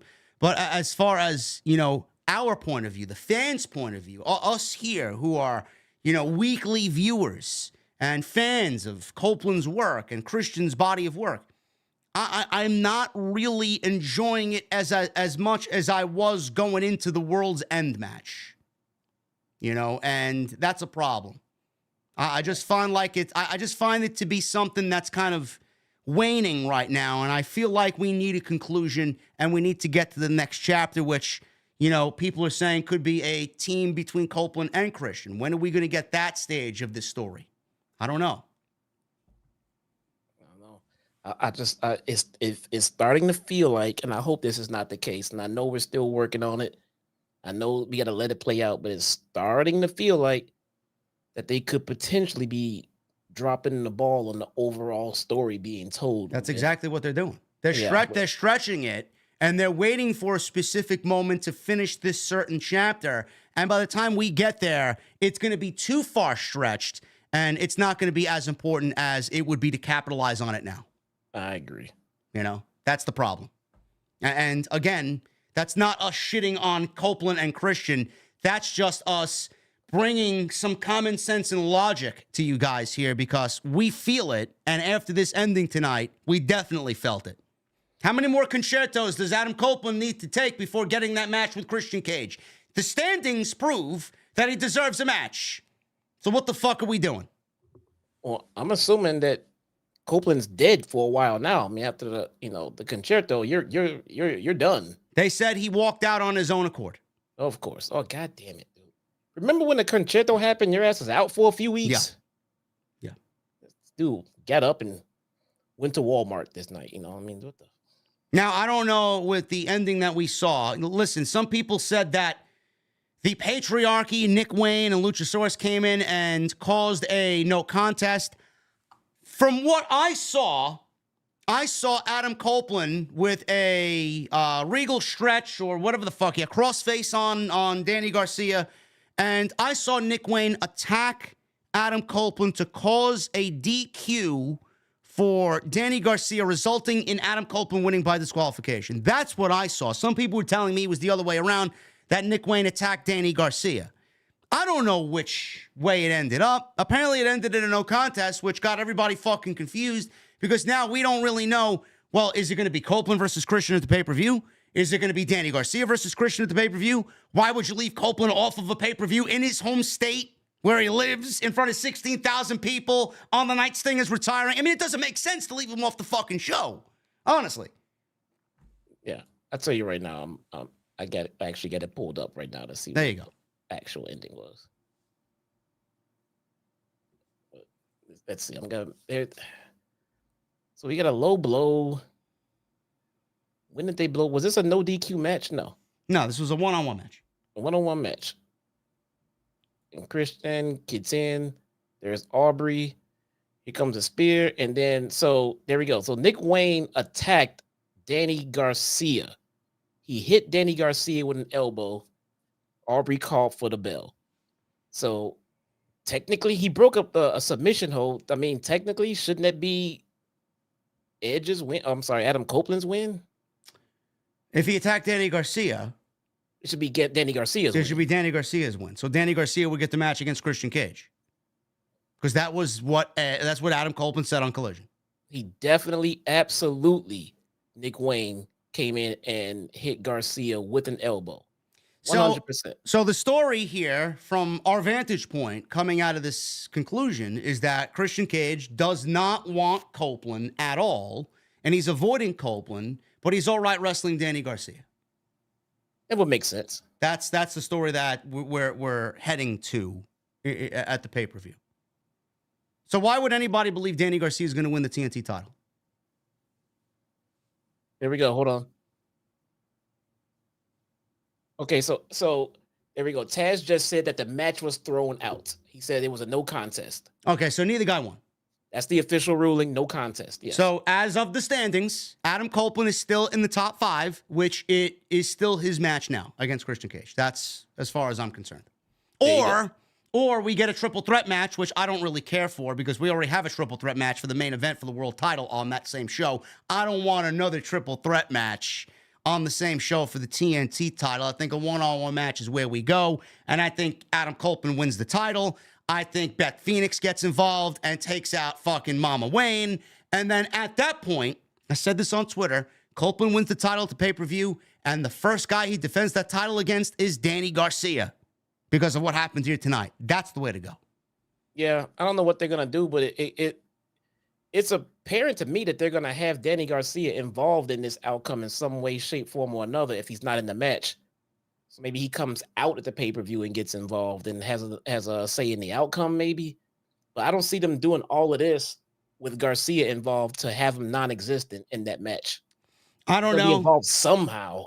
I don't know. Either he gets involved here, he'll be on the show with FTR against the Blackpool Combat Club, like I alluded to earlier. I don't really know.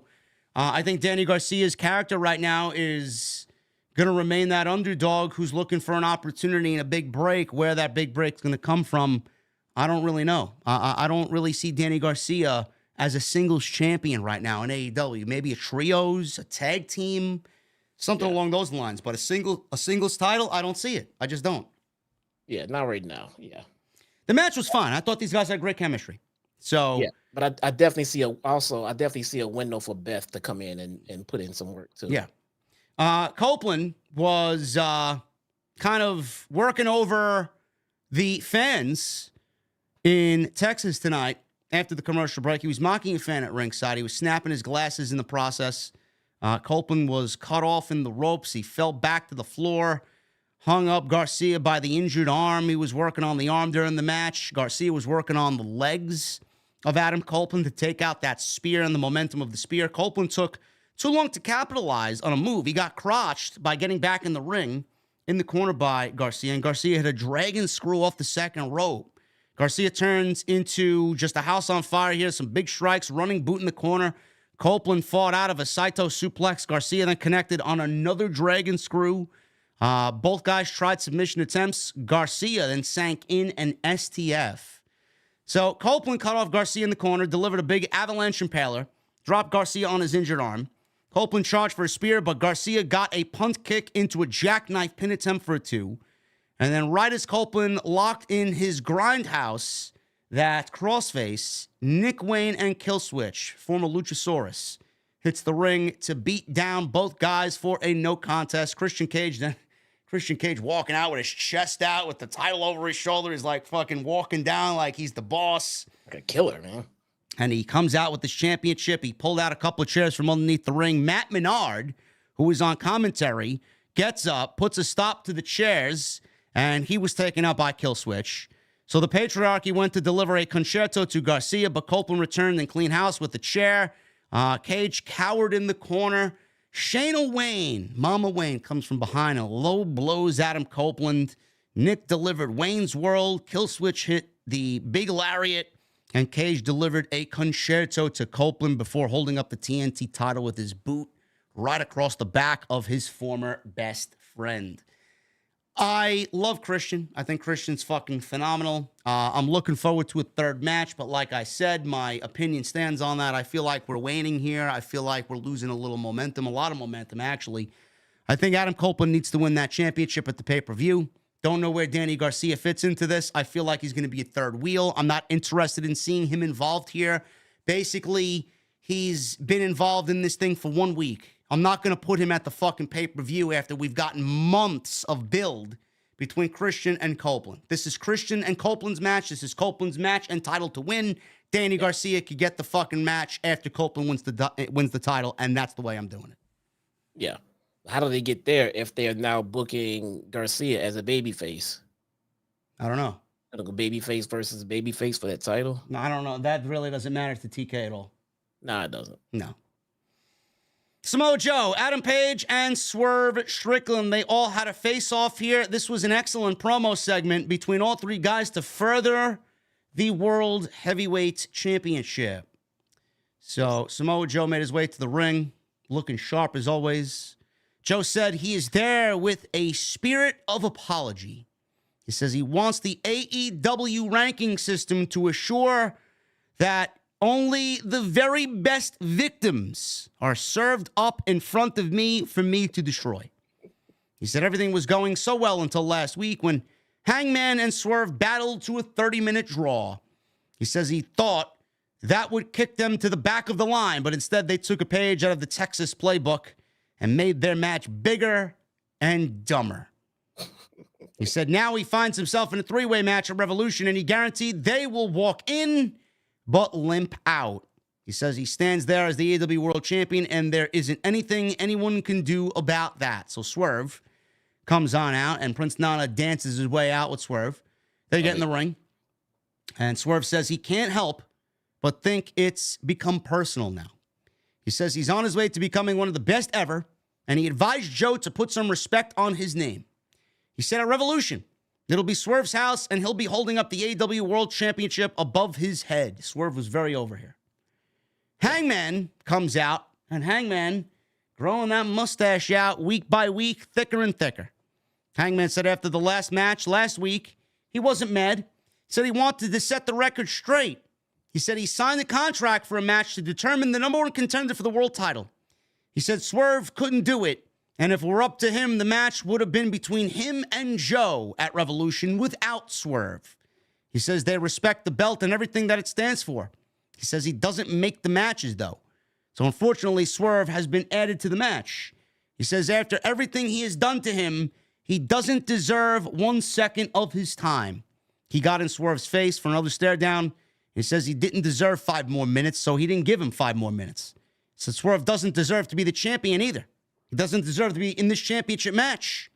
Swerve says it's too late. Joe then stepped in and says he's going to whip both of their asses and threw the mic down emphatically, and he leaves with Swerve and Hangman yelling at each other once again in the middle of the ring. Now, you know, I said on social media, Jesse, something that you uttered last week about the fact that Swerve holds 2 wins over Adam Page, and Adam Page holds 0 over Swerve Strickland. I was met with, oh, well, they reset the rankings on January 1. And people were like, well, Swerve cheated in both of those matches. Oh, okay, great. That's fantastic. Am I supposed to just forget that Swerve won those matches? One of them being, Jesse, was a Texas death match where there is no rules. So it doesn't matter if he cheated or not. He won the match. Yeah. So I don't really comprehend, and they're coming at me like I'm a fucking idiot. Like, I know why they added Page to this match. I understand that the rankings reset 2 weeks ago. I get it. But don't sit there and tell me and Jesse that Adam Page deserves this match when he's done nothing to earn it. He's got the record to show for it. So does Swerve. But at the end of it, Adam Page has 2 losses. Doesn't matter how he got those 2 losses. An L is an L. Yeah. Swerve is 2-0. So realistically, it should be Swerve versus Joe. And the only reason why Adam Page is in this triple threat match is for 2 reasons. One, adds a little bit more intrigue, and it doesn't really. But number 2, he's there to take the pinfall because Samoa Joe is not walking out of Revolution without the AEW Championship. Yeah. After this promo tonight, man, I don't know if I want to see Joe lose that damn title. Man, me neither. Joe is. Why would you do that to Joe? I mean, he hasn't even defended the title against anybody but Hook. He killed it. But I did say a few weeks back, I've said a while back, that this title run for Joe has transitional champion written all over it. It really, really does. And I say that because Swerve is on a meteoric rise, and a loss right now would not be a good thing. No. It really would not be a good thing. You have the utmost momentum for this guy right now, and giving him a loss for a world title would be a minor setback. I'm not going to sit here and say he's like in Wardlow territory, but you've done such a great job building him up. Why stop now? Yeah.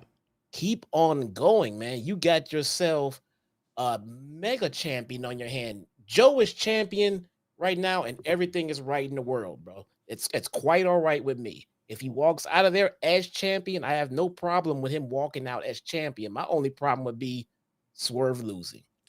Listen, so if Swerve does not leave with that title at the pay-per-view, there needs to be some catastrophic, fucking understandable reason as to why it happened. I mean, just somebody returned and just killed him or something. Something huge needs to be happening as to why Swerve did not leave with that title, and it just can't be because he lost the match. They are clearly setting up Page taking a loss, a pinfall loss in this match, which will result in Swerve again standing tall and him owning the fact of, I wasn't pinned, so I deserve another opportunity at the world title without Adam Page being there. Secondly, when Swerve wins the championship, with all due respect, why do you want him to win the world championship on this show when we all know that this match is not going to main event the show? Samoa Joe and Swerve should absolutely be in the main event. Never mind that. If Swerve is winning the title, it should be the very last segment, the very last moment that we see close whatever show it's on, because it should be treated as a big deal. Confetti, the whole 9 for this guy. Yes. So you putting this match on what? Middle of the show for Revolution when we all know that Sting is going to main event, and that's the last thing you want to go off the air with? So do we know that? Is that a foregone conclusion? Sting main event? Sting is absolutely main eventing the show. Is it? Okay. Yeah. Yeah, there's no, I don't see them not doing that at all. Because if they're going to do a big title change, then this needs to go on. That is a possibility, but knowing Tony Khan, he's gone all out with this Sting retirement, so I don't see him doing anything but putting Sting on last. Yeah. But you could put it next to last, or next to last, do that, then do a cool down match, then do the main event. But I get it. I see, the world title should close the show, but Sting's last match is an anomaly that's special. Yeah. that special. So, And I don't know. Some people were telling me, well, Adam Page is turning heel. I don't think Adam Page is turning heel. Adam Page is working heel it's already, because Swerve is so over now. yeah, So what do you want him to do? He's only feeding into the reactions that he's getting because he knows Swerve is the more popular of the two. And how would that work if Adam Page went heel? Wasn't it Swerve who broke into his home and infiltrated his baby's room? Yeah. Like, why would that make sense for him to go heel when he has every reason to be a babyface here against Swerve, who infiltrated his home? he has every reason to be pissed off. Like, that don't even make sense. Yeah, I don't think you can turn Hangman heel in this particular feud because it won't work. It doesn't work. No. No, he's simply playing into the reactions that Swerve is getting right now. And, you know, he has stated multiple times he will do anything and everything to stop Swerve from winning that title. Yeah. So, It feels like if Hangman wins, or if Swerve doesn't win because of Hangman, it feeds into Swerve's original promo that he came out and said that he wanted to be the first Black AEW champion. Yeah. Like, once again, he got screwed out of somebody who was already world champion. Not even sure why he's here when I beat him twice. This was my goddamn time. So I like the dynamic that Hangman is bringing to this whole goddamn thing. Because if it was just Swerve and Joe, to me, it would just feel like, well, it's just going to be Swerve beating Joe. Because like I said, it felt like Joe was going to be a transitional champion in this particular feud. But I do think Hangman does add an interesting dynamic here. But I don't think it should change the fact that Swerve should leave as world champion. we will see. Should be an interesting match of the pay-per-view, and I thought this segment was very effective, and I thought all three guys killed it here. Yeah. Toni Storm. Timeless Toni Storm. Hold on. She presents Wet Ink. A new film here. She showed off her ankle tattoo, and she said it reminds her of an old friend who was so needy and desperate to make it that she actually had her pity. She said she showed her ways and helped her sign a contract in Japan. She said she nurtured her on her bosom of brilliance and sucked on her treat of talent. Or teat of talent. I'm sorry. I actually had a typo there. I'm sorry. Teat of talent. She rubbed her finger over some old photos of her and Deonna Purrazzo. Now, I didn't really get a sense of what they were doing here, Jesse. What did she have dubbed over the tattoo? She got it like kind of re-inked and remade? What was there? Yeah, I'm actually looking at it right now. What is it? Looks like a duck. What do they add to the duck? It's like a dagger going through the duck. Ah. Kill the duck, I guess. I don't know if that's maybe that's like one of them paint-on tattoos. It's Yeah, not they really, didn't. It's not really. It's like not really a real altercation there. Yeah, I get a temp tat. Yeah. So she dubbed over the tattoo. She rubbed fingers over the old photos of her and Deonna Purrazzo. And then Renee, back to live, interviewed Deonna Purrazzo. And Perazzo said she talks too much. She said she's going to break Toni's arm and called her a bitch. Now, you know, this is not really storytelling that's setting the world on fire. I don't really understand why Deonna Purrazzo coming on in and immediately getting a title match when it's something that should have been established over a couple of months of her being on the roster first. But at least they've taken the steps to tell a story, some real life element between the two, and have made it into a story here on television. And Deonna Purrazzo is bringing out a complaint that many of us, including Jesse and I, have had. We've talked about this in almost every Toni Storm match with this timeless gimmick, that she needs to bring out some of that Toni Storm pro wrestling that we sorely need here. And it's been a little bit too much character-based and not enough pro wrestling. Now she's saying, you want the real Toni Storm? I'm going to give you the real Toni Storm. Yeah. Good. No, it is good. And I like the build for this in the sense of the way that they're going about it. It does not feel like this is a match that Deonna Purrazzo has to win because she just got here. No. They're giving her shine in the matches leading up and things like that. Yeah. Deonna can easily lose this match and should, and I'm sure she will. But it should be a good match, though. Should be a damn good match. Should be the best women's match we've seen in AEW in a long time. Yeah, I agree. Young Bucks.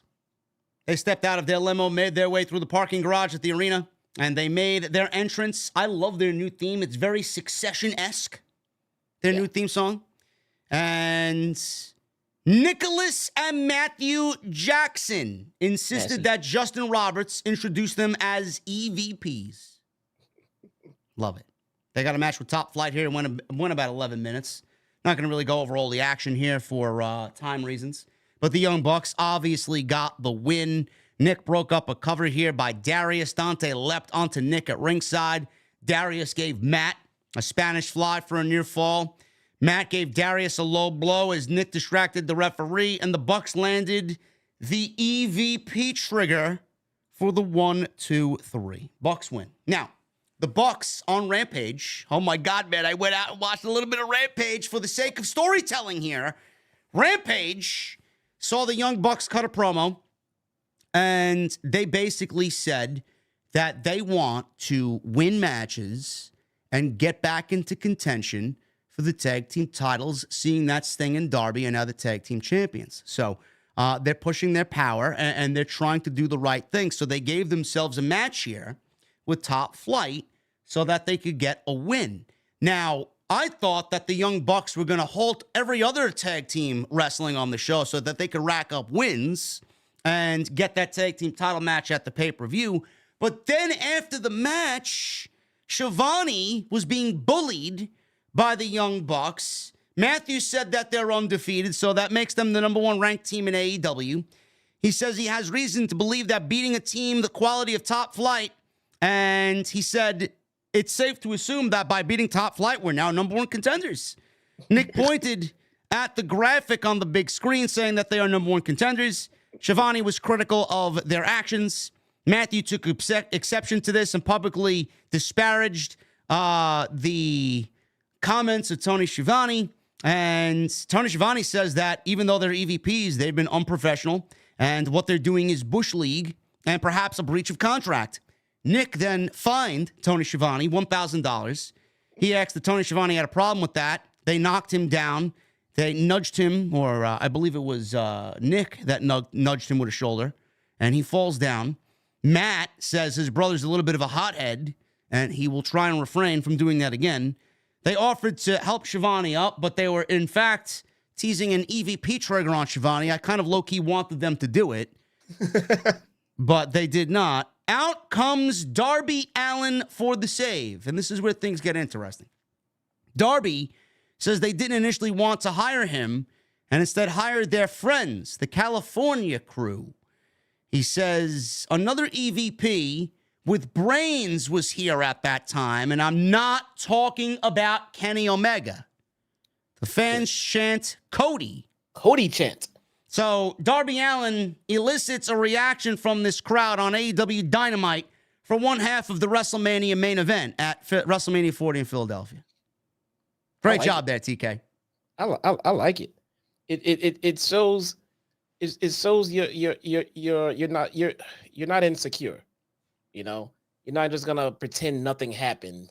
And if it was relevant to your storyline, if it made sense to be used, use it. The fans aren't stupid. We know where Cody is. We know he's been wrestling. We know where he is. We know what he meant to the company. The vision of Cody is long gone from the company, but Cody was an EVP, so I mean, it makes sense in this realm, I guess. Yeah.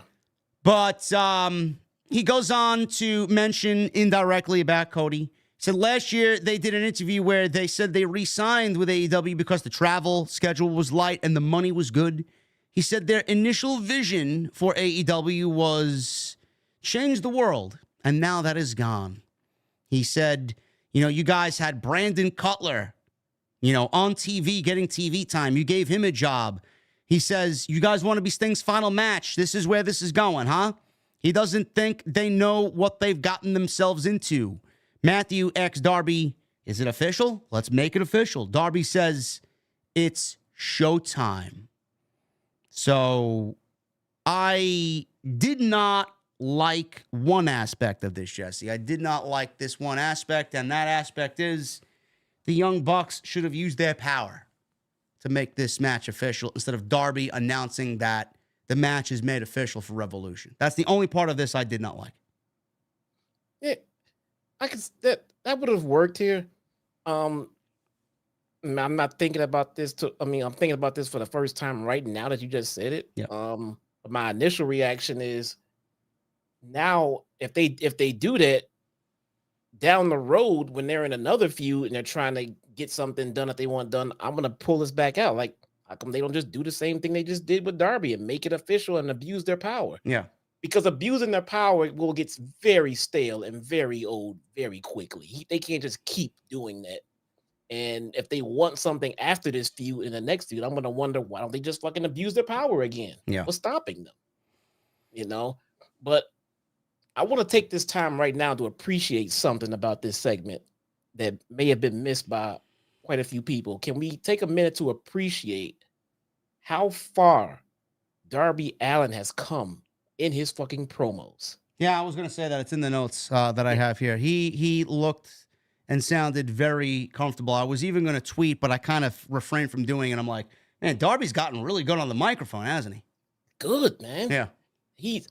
This guy's a shining example of paying attention. Just getting better, trying, practicing. Probably working with other people who are great at Darby was an extremely cringeworthy promo when we first met him. And this one tonight, complete night and day. Hats off to Darby. You can tell that he's been working at his maybe working with Sting, maybe working with, I don't know, Eddie. I don't know who he's working with, but whoever it is, it's paying off in spades right now. Darby sounds great out there. Yeah, he's looking good. Sounds good. The Young Bucks presentation has been spot on. The music is perfect for them. The fact that they came out wearing the blood-soaked white suits again is a prick move, and that is great. That's a heat magnet right there. The fact that they tried to attack Tony Schiavone, great heel move. The fact that they're abusing their power, great heel move. Fines, great heel move. All of this is adding up to a great, not only visual presentation, but a great heel presentation overall for the Young Bucks. I am super excited about this match. This has been one of the better stories on AEW television, and I can't wait to see what they produce in North Carolina. I think it's going to be really special. And right now, the Bucks being obnoxious, even though you might not like them, I think they're doing some of their best character work probably in all 5 years of AEW. Yeah, this works. Yeah. This works. I like it. They've been heels before, and it hasn't hit like this is hitting right now. This is good. And so when you institute a little bit of real life into what you do on screen, it always comes off a lot better. Yeah. Renee interviewed the Bang Bang Scissor Gang backstage, and apparently they suggested a 12-man tag team match to work on their cohesiveness. I'm assuming this is taking place on Rampage. Austin Gunn said, "We've got 2 words for you. Guns up." Poor Jay White. Poor Bullet Club Gold. They were some of the best fucking aspects of both shows. And now, I love the Acclaim, but this shit's garbage. I'm sorry. Do they even wrestle anymore? They just do scissor shit. This shit sucks. This shit sucks. Jay White does not belong here. No. TK. The Acclaim were tag team champions, and that was their pinnacle right there. And they never capitalized on it. They stripped the titles off of them way too soon, gave them to the Guns, who in turn didn't do shit with them either. I feel like the Acclaim had straight up superstar potential written all over them when they were at their peak. They are not the same tag team anymore. No, they are not. Gone are the days of them teaming with or feuding with Swerve and Keith Lee. You know, right at that height of the popularity with what they had before they won those tag team titles. Man, that's long. It feels like forever ago. Yes. The scissoring shit, it's gotten very stale, Yeah. very old, and very boring. Nothing has progressed with it. Nothing has evolved from it. It's done, man. Yeah. Poor Jay White. I don't know. Hopefully things turn around quick. He doesn't deserve this fucking shit creative. No. Sky Blue. We love Sky Blue. Oh, yeah. One-on-one against Willow Nightingale. Willow is in a current story right now with Chris Statlander and Stokely Hathaway that we see playing out on Rampage and Collision. Jesse, do you mind explaining to the people who might not know what's going on about Willow, Chris Statlander, and Stokely Hathaway what exactly is going on and what the story is here? Yes. So Stokely Hathaway took it upon himself to shoot his shot with Chris Statlander. Meaning what? He wanted to date her? Well, it was a little ambiguous as to whether or not he was, trying to get them skins, because he did label her as quote, thicker than a snicker. Well, right? he's not wrong. Not wrong. He is not wrong. And Chris Statlander was like, ew, no, get the fuck out of here. But Stokely was persistent. He was charming at times to the point where he made her blush, and he kind of won her over. And then he kind of made it his point to say, hey, me and you working together, I'll be your manager. We can go places. And Stat, eventually came around and was like, oh, maybe. But here's the thing. Me and Willow are a team. So if you want to, work with me, then you got to work with Willow. And it turned into one of those, I don't want to fucking work with her. And then Willow was like, oh, come on, we can work together. You love me, did her cute Willow thing. And Stokely was annoyed by her and couldn't stand her and everything else. But if he wanted to work with Stat, he had to work with Willow, because I guess if you want to be my lover, you got to get with my friends. I don't fucking know. But nonetheless, it was hilarious. And Stokely was like, fine, whatever. They've been on social media doing public outings and shit, posting pictures of them hanging out, and Stokely annoyed by Willow being there and shit like that. But Stat stayed the course and say, they gotta be friends with my friend, if we want to, work together.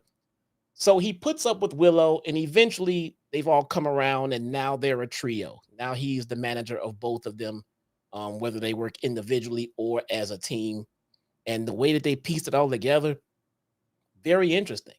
Very interesting. I like it. I think it's good for Willow and it's good for Stat, because Stokely is fantastic on the mic, and both of them can use the help in that department. So the way that it looks and the way that it could potentially be going, it looks like we could be looking at a heel turn from Statlander to side with Stokely and then feud with Willow Nightingale, which would make this entire story very interesting. Very, very interested to see what they do with this. So that's where we are right now. I like it. It sounds like they put some thought into this. Stokely is always entertaining. I don't know why we don't see more of him on this side of AEW Dynamite. And everything he does is always entertaining. But the thing is, AEW Dynamite only has one women's segment every week. That's it. So that's all you can do. I asked Jesse, I'm like, this sounds pretty decent. Why are we seeing this spread across the two irrelevant shows? Why isn't this on Dynamite if they wanted to really kind of project some seriousness and a little bit more effort in the women's division? They got no fucking space for it. They're too busy giving you fucking nonsensical matches and segments with fucking Bang Bang Scissor Gang. I mean, something like this, if you really want to take the women serious on AEW television, this is what you need to do. I mean, we need more stories than just the stereotypical title match. Yes. When Mercedes gets here, I want to see you do one women's segment every fucking week. What are you going to do? Highlight Mercedes every week, which you should be doing. And then what else? What else are you going to do? Yes, this is interesting story, not involving the title. It's something that I would love to see progression in every week. This is great. JD asked me why I wasn't on Wednesdays, and I said, I don't know. Maybe it's because they have more time to let it breathe on the other shows, because like you just said, legally they can only do one women's segment on Wednesdays. But like Athena, bro, on Ring of Honor, nobody's watching the body of work she's putting in for the last year and a half, and nobody's seeing this. No matter how good it is, it's not going to be seen by the maximum number of eyes. And this is good storytelling. And Statlander's too good to be fucking relegated to Collision. You know, Yes. it's like, come Agreed. on. This is what we're asking for, more story. We're getting more story, but it's predominantly on a different show.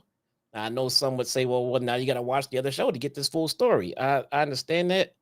But if it's not possible, and I'm not the only one not watching. I mean, look at the ratings. There are a ton of people who are watching Dynamite, but not watching the other two shows.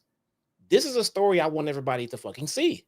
And this is exactly what Jesse talked about earlier. I mean, this would be a perfect opportunity to include a vignette or a video package of sorts to play out this storyline. If you're going to feature these women on TV, they did nothing of that to fill us in on what the fuck's been going on. So if you didn't watch the show, how are you supposed to know what's going on with these two women? You would think that you're watching just two random women wrestle and not realize that there's a whole fucking story going on here.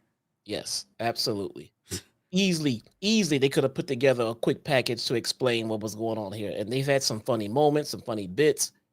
It would have been a great package to put together, catch everybody up to speed with why is Stokely coming out here with Willow, you know, and then Stat leaving. What's going on with that? Well, here's a quick reminder. I just explained it all to you guys. That could have been done in a promo package before this match. Yeah. We'll pick it up after the break. Both ladies slugged it out. Sky Blue hit a thrust kick, and Willow answered with a series of clotheslines.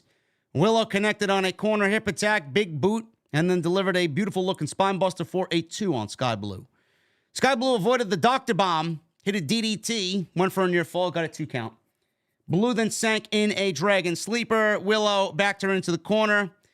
Blue missed a kick and was launched with another pounce by Willow. And Willow went up to the ropes. Sky Blue slid through and hit a big kick. Corner power bomb for 2. Then she hits the Code Blue for a visual pin. But Stokely jumped off commentary, distracted Aubrey Edwards long enough for Willow to recover. And then she got the Doctor Bomb for the 1, 2, 3. And Willow gets the victory over Sky Blue. There you go. Sky Blue lost again, huh? Oh, yeah.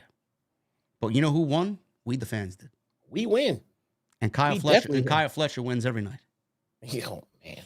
Fuck that guy. Well, yeah, we'll move on. Well, we love Kyle Fletcher. Yeah. Orange Cassidy. He won one-on-one in the main event with Matt Taven. Yes, AEW Dynamite main evented with Matt Taven of the Undisputed Kingdom. Let's pause right there for a second. Yeah. This was the simple question. Was this the best main event that they could have given us on this night? No. Okay. I was just wondering if that was just me. I'm going to add something to your next thought. Why do we need a Texas death match every time we're in Texas, Tony? TK? Did this match seem to call for one? I don't know why this match needed a Texas death match. Have these guys had a brewing feud going on before that needed this to result in a blood fucking warfare? No, but that's exactly what we got, man. That's exactly what we got. I said to Jesse, I want to see Orange Cassidy laying in a pool of his own piss and blood by the hands of the remaining members who can actually walk of the Undisputed Kingdom. That's what we need. That's the type of shit that would have rectified a lot. The visual of Undisputed Kingdom fucking being absolute badasses here. Now, we didn't get that. You know what they did, Jesse? They made them into the biggest fucking geeks in the entirety of AEW. Geeks. Now, we'll point out, during this main event, they did go back and give us recap packages as to what helped get us here. Yes. For this match, they did it. I want to point that out because I know people are probably saying, well, we did that. You did it for the main event match. That was needed, but it was sorely missed in so many other feuds at the same time. Yeah. So we'll pick it up after the picture-in-picture break. When we got back, Taven hit a big elbow drop off the stage. This is a Texas death match, by the way. The only way to win this is by knockout or submission. So Taven hit an elbow drop off the stage onto Cassidy, who was set up on a table, which did not fully break. It looked somewhat shoddy there. Taven set up the table up against the stage, hit a suplex to officially break it. Cassidy broke the count by standing up. Taven connected on a running knee down the ramp. Cassidy is now busted open. Back inside, Taven spiked Cassidy with a DDT and went outside to grab another table, set it up against the announce booth or the announce table. He took too long, and Cassidy hit a tope, but Taven responded with an enziguri and a baseball slide, which caught Orange Cassidy right in the face where he was initially busted open, and he started bleeding buckets at this point. So Cassidy put on the brakes in front of the table. He did not go through the table off of that enziguri and baseball slide. Taven tried a massive dive of his own, clearing the top rope. Cassidy moved out of the way, and Taven came crashing down through the table in one of the best-looking spots of the year so far for AEW. What a visual there of Taven leaping over the top rope and just completely obliterating the commentary table and the wooden table in the process. Yeah, no, he hit I think he went through the second and the top, and the way he landed and the way the camera angle was, they did a good job of making it look like he landed head first into the table, although he did get a pretty good hand on it. It was a really good spot to go ahead and blade at because they cut away. I thought they did a good job with that spot. I thought that was very well shot. Yeah, there was a nice little aerial shot or sky cam or something like that. Yeah. It was nice. So the commentary monitors were wiped out by the impact of this spot. Taven broke the 10 count by standing up. Cassidy went underneath the ring and found a heart-shaped box of chocolates that read, "To OC from Chucky T, XOXO. So in this box were not chocolates, even though we got a show where Dax kissed Moxley on the lips and we got fucking 6 men scissoring each other. We got a box of thumbtacks in this heart-shaped chocolate box. He dumped out the tacks. He went for a superplex on Taven, who also is bleeding now. Fought out of it, sent Cassidy crashing into the tacks. Taven wanted a frog splash, but Cassidy moved, and Taven landed on the tacks himself. Cassidy followed with a around-the-world DDT on the thumbtacks. Cassidy got a chain from underneath the ring, but Mike Bennett showed up and smashed a wooden heart-shaped box over Orange Cassidy's skull. Bennett threw a bunch of chairs in the ring as Trent Beretta came down for the save. And he had a box of roses, which contained the pipe. Beretta smacked Bennett's chair into his face with the pipe before Taven chucked a chair at Beretta. With a chair now set up, Taven hit a bulldog driver onto it. Cassidy was there to hit an orange punch and a beach break onto the stack of chairs and tacks. Cassidy wrapped his hands around the chain and hit the orange punch. Roderick Strong ran out and tried to hit a running knee, but Beretta took the bullet. Cassidy sent Strong packing outside, threw him outside the ring. Taven never made the 10 count, and Orange Cassidy was declared the winner of this Texas death match. It was a top rope lead, by the way. Yes, I figured it was. It was nasty. Yeah, it looked great. Yeah. The Undisputed Kingdom looked like a bunch of fucking geeks here. We had Taven, Bennett, and Roddy. No Wardlow out there. So 3-on-2 were outsmarted by a bleeding profusely Orange Cassidy and Trent Beretta. How does this add value to the Undisputed Kingdom? Now, I know Orange Cassidy can't lose before the pay-per-view, but I believe this was a non-title match, wasn't it? I'm not sure. Was this an international championship match? I don't think so. I don't see why he would have a title match. I mean, every fucking match. Maybe it was a title match. I have no fucking idea. Let's see. I don't see why Matt Taven would have. And look, and Matt Taven being in this main event, not a knock on Matt Taven. It's a fantastic bell-to-bell in-ring worker, man. But his popularity and how he's being used and being half of a tag team, I just don't understand why he's right here in a main event match on Dynamite. I don't understand. No. And like I said, the Undisputed Kingdom look like a bunch of jobbers here. I mean, Roddy's going to win that title, and when he wins that title, what is it going to mean? What is it going to mean? It's not going to mean anything. No. That was your main event. That was Dynamite. Rampage, Friday. I won't be watching. Jeff Hardy versus Sammy Guevara in a no DQ match. Why? I don't know. Queen Aminata versus Anna Jay. Why? I don't know. And Bullet Club Gold, The Acclaimed, and Daddy Ass will compete in a 12-man tag like I knew it would on Rampage. Why? I don't know. And Dynamite. FTR will take on Jon Moxley and Claudio Castagnoli. And then the main event of next week's show, get this. Tony Khan might have been on some serious narcotics when he was thinking about this main event next week. Samoa Joe, Swerve Strickland, and Brian Cage. So we got Swerve and Samoa Joe. Can they coexist, pal? Against Adam Page, Hook, and Rob Van Dam. So I'm trying to make sense of that. Why are Swerve and Joe teaming up? I don't know. Brian Cage is obviously in the Mogul Embassy with Swerve Strickland. But Adam Page came out to save Hook from Samoa Joe, and RVD is obviously friends with Taz. Thus, Uncle Rob and Hook teaming up there. Sounds like a fantastic house show match, man. Sounds like a house show match, guys. Can they coexist, pal? Can they coexist? We'll find out. You never know. We'll find out on WWF Main Event. Superstars. You got to be kidding me. We'll let it play out. Let it play out. Fuck out of here. Oh, the show wasn't bad tonight. Wasn't bad. Listen, did we explain the story to you guys? Did we make up for all the people who came for our fucking balls earlier today? Huh? I think we thought. I thought we did a great job. These people entertain me sometimes on Twitter, man. They do. But you know what? You know what, man? They always end up in the losing column. They always end up wrong. Always. Yeah. Guys, thank you so very much for all of your supports. If you guys enjoyed the content here this evening, please hit that thumbs up. We got 697 likes. That's unacceptable.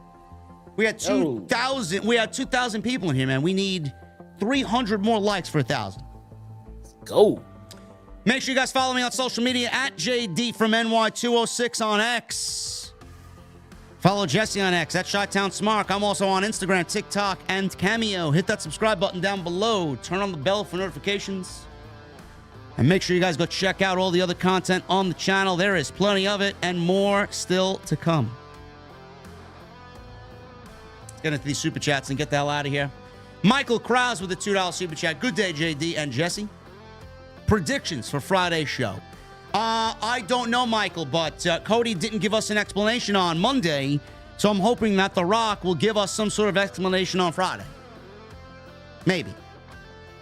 Wait, so why did he come out and tell us that he was going to take everything from Roman, but not at WrestleMania? They felt like it was not appropriate to tell that portion of the story. All right. Yeah. Okay. It seems to me it's kind of important, but okay. No, well, I mean, to us who want logic, it's important. To everybody else, it's not important. Yeah, they went back to their original plan. It doesn't matter anymore. Okay. Good thing. Okay. Frankie Rodriguez with a $5 super chat. Thank you, Frankie. JD, holy shit, House of Glory, March 2nd. What a show that will be. I wish I could be there. Looking like a great show, man. Mustafa Ali's going to be there. Yeah, Steve Macklin, too? No, that's April. That's April show. Yeah, that's April show. But we just announced Mike Santana defending the HOG World title against Penta El Zero Miedo. Ooh, cards subject to change in case he gets hurt, man. Well, they have history, too, from their days in Impact Wrestling. Okay. Hey, we get Simon Gotch in TNA, bro. What is he doing there? He just came in and he attacked somebody. He attacked I think it was Alex Shelley at the end of the show. So we don't know what his intentions are. None of that shit. He just popped in at the main event and left. So we'll find that out next week. I guess that is not part of the budget increase that Scott D'Amore wanted, huh? I don't know. Apparently, they shelled out some money to get Simon Gotch. And for those who wonder, like, so what? You got Simon Gotch. Yeah, I mean, I get that part. But the color commentary guys ain't in English. So we got the Vaudevillains, all intents and purposes in TNA. And you know what? The Vaudevillains just recently wrestled at House of Glory not too long ago. Do they still look impressive? Yes, they do. Simon Gotch is physically impressive. He looks fantastic. Nice. I don't know if he was retired from in-ring work or what. I don't know. Oh, awesome. Thank you, Frankie. Michelle with the 2. Most of what Darby said sounded like a shoot. Yeah, they worked it into making it a work shoot for sure. I'm sorry. Juan corrected me. He's right. He attacked Josh Alexander. So Okay. I was making dinner while I was trying to watch it and everything else. There you go. But yeah, he attacked Josh, and it was interesting because I was cooking. I was looking with my wife on my phone, like, who is that? And she's like, it kind of looks like the guy from. I got close. I'm like, the Vaudevillain. She goes, yeah, that's Simon Gotch. I'm like, that's amazing. Didn't see that coming at all. Yeah. Well, nice. Frankie Rodriguez with a $5 super chat. I feel like Roddy should beat Orange Cassidy for that title. What say you? Yes, at 100%. Everybody's 100% on that one. Tony Brown with a 5. I want to be Sky Blue's dark, hard candy chocolate. Oh my God. God damn it, Tony Brown. Tony. Get us canceled, man. Tony Brown, my God, man. Please. Put it away, bro. Joseph Gonzalez with a $5 super chat. At this point, the UK, not the United Kingdom, the Undisputed Kingdom, are a worse faction than 3MB. At least 3MB were entertaining and had 2 future world champions. I don't care about anything the Undisputed Kingdom does. Me neither. And by the time MJF comes back, it's going to be too late. Yeah. Jason Barker with a 5. Midget wrestling is getting more views than Collision and Rampage. Yeah? I don't think that's very PC. Okay. Oh, well, it's a super chat, bro. I didn't say it. Siren with a 14 months. Wanted to say thank you for introducing me to Mutiny Within. Had me hooked from day one. OTS for life. Thank you, Siren. Good band from New Jersey. Surprised Knicks fan with a $5 super chat. I don't know why I come here. Me sitting down every Wednesday to watch Dynamite. Listen, man, they haven't been on top of their game, man. It's hit or miss more times than not weekly. Yeah. Devoted with 19 months. Have a good night, guys. Thanks for the review. I don't know where you went, bro. Where you going? Yeah. Vinny with a 199. I find nothing cool about John Moxley. Very cringe. I think Moxley's great. I think Moxley gets Moxley's taken for granted, honestly, I feel. Yeah. I love Moxley, man. Yeah. I don't know why he feels that way. I mean, I enjoy what Moxley's doing. Yeah. Delta with a $5 super chat. Do AEW really need New Japan when they have all their top talent? No, they don't. Forbidden Doors concept is slowly dying. Yep. Jamel Turney with a $4.99. They said WWE wouldn't have anything for Jay White. They could have had a lot better than him scissoring. Well, I mean, if Jay White was in WWE right now, he could be a potential for Seth Rollins' WrestleMania main event now. You know? He could be. He could also be in catering or, out there with Otis or something, too. So. Or on Superstars, wrestling Cedric Alexander. One or the other. Yeah. Or a manager. Yeah. Would he even be Jay White? Who knows? Yeah. He may be Jay fucking Habib from the local gas station. Hit or miss. He could be doing great things, but he could just as easily be fumbled over there, too. Jason Barker with a $2 super chat. Jeff Hardy just got injured tonight. Uh-oh. Oh, boy. You want to look that up? If there's any news on that? M. James with a $5 super chat. Because of how ice cold AEW is at the moment, the addition of Ospreay, Mercedes, and Okada just seems meh to me. I don't feel the hype I should be feeling. I'm hyped for Mercedes. I love that woman. Yep. But Ospreay, Okada, I'm hyped for them too, but I'm meh about the fucking storytelling right now. It needs more. You can't have 2 hours of television mean something and then 3 hours of the remaining 5 hours of television don't mean much. It's a problem. Billy, thank you for $200 in super chat, brother. Really appreciate you. Michael Krause, $2 super chat. Happy early birthday, Jesse. Enjoy your day. Join his live stream on Friday, Michael. Luis Rodriguez with a $9.99. A lot of these wrestling fans take this shit too seriously. You're the best podcaster. Fuck the haters. If you're ever in Philly, stop by my cigar lounge and have a smoke on me. Luis, I appreciate that, man. And I don't smoke, but I will take a whiskey on the rocks. Vinny with a $1.99. Copeland is a huge flop in AEW. Kind of feel bad. I wouldn't say he's a flop. He's doing what he wants to do as long as that man's happy. I'm happy for him. But has the feud with Christian jumped the shark? Yeah. It has. Sir Deep Sen Gupta with a 400 in rupees. Hi from India. JD, I used to think you were biased towards AEW, but my mind has changed as I see you call it right in between. Also, Undisputed Tag Team not going behind AEW Tag Team titles, but Ring of Honor Tag Team titles. That makes your own titles look weak. I don't know how Sen Gupta gets it, but Tony Khan doesn't get it. Okay, so here is the Jeff Hardy injury, and my God, it looks ugly. What, do you break something? We don't know. We don't know how bad it gets, but this is what happened. Sammy was on the top rope, went for a shooting star press. Jeff put his legs up to, get the legs up for the move. And the knee, Sammy's knee, came down directly on the side of Jeff Hardy's face, man. Hard. Imagining a shooting star press, and Sammy's like his body hit the knees, but his leg hit him in the face. And my God, the impact was nasty. Could have a broken orbital bone. Could be a broken nose, face, cheekbone. I don't know how severe it was, but my God, was it bad. Oh my goodness. I don't know if he finished the match or not. Will Chisholm with a $5 super chat. Do y'all know if Thunder Rosa is okay? Because it felt like they were teasing a title match with Julia Hart. That's a good question, Will. Why don't we ask the AEW soy drinking geeks on social media where Thunder Rosa and Julia Hart is? Because I can't fucking figure it out. They were in Texas and they didn't trot her out there, man. Don't worry, I'm sure they'll figure something out for Rampage when only 250,000 people are watching on Friday night. Thank you, Will. I think that's all we got. That's the last one. I was expecting more. There you go. That's the end of it. Trying to find out if people are putting up prayers for Jeff Hardy.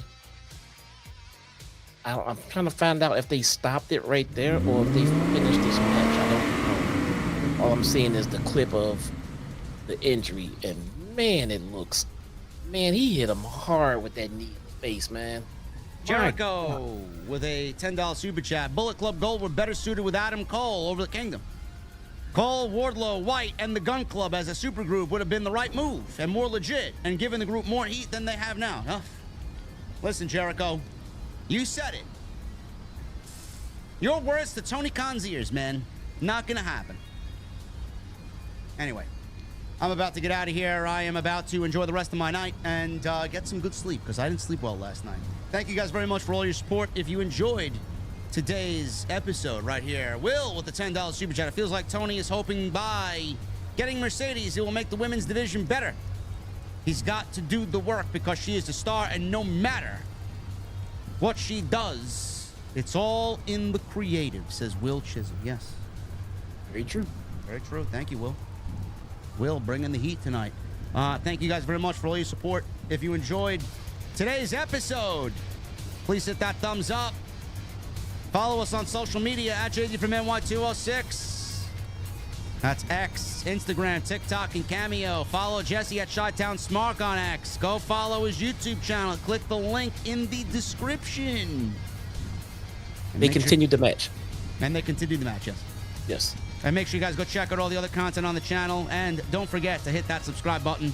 And please turn on that bell for all notifications. Guys, next time you see me live will be Friday night. Roman Reigns and The Rock on SmackDown live right here on Off the Script. Until then, guys, and you soy drinking AEW geeks who can't handle criticism, I'd love for you to clip this show and tell us where we were wrong tonight. I'll give you a spoiler. You can. I'll see you guys Friday.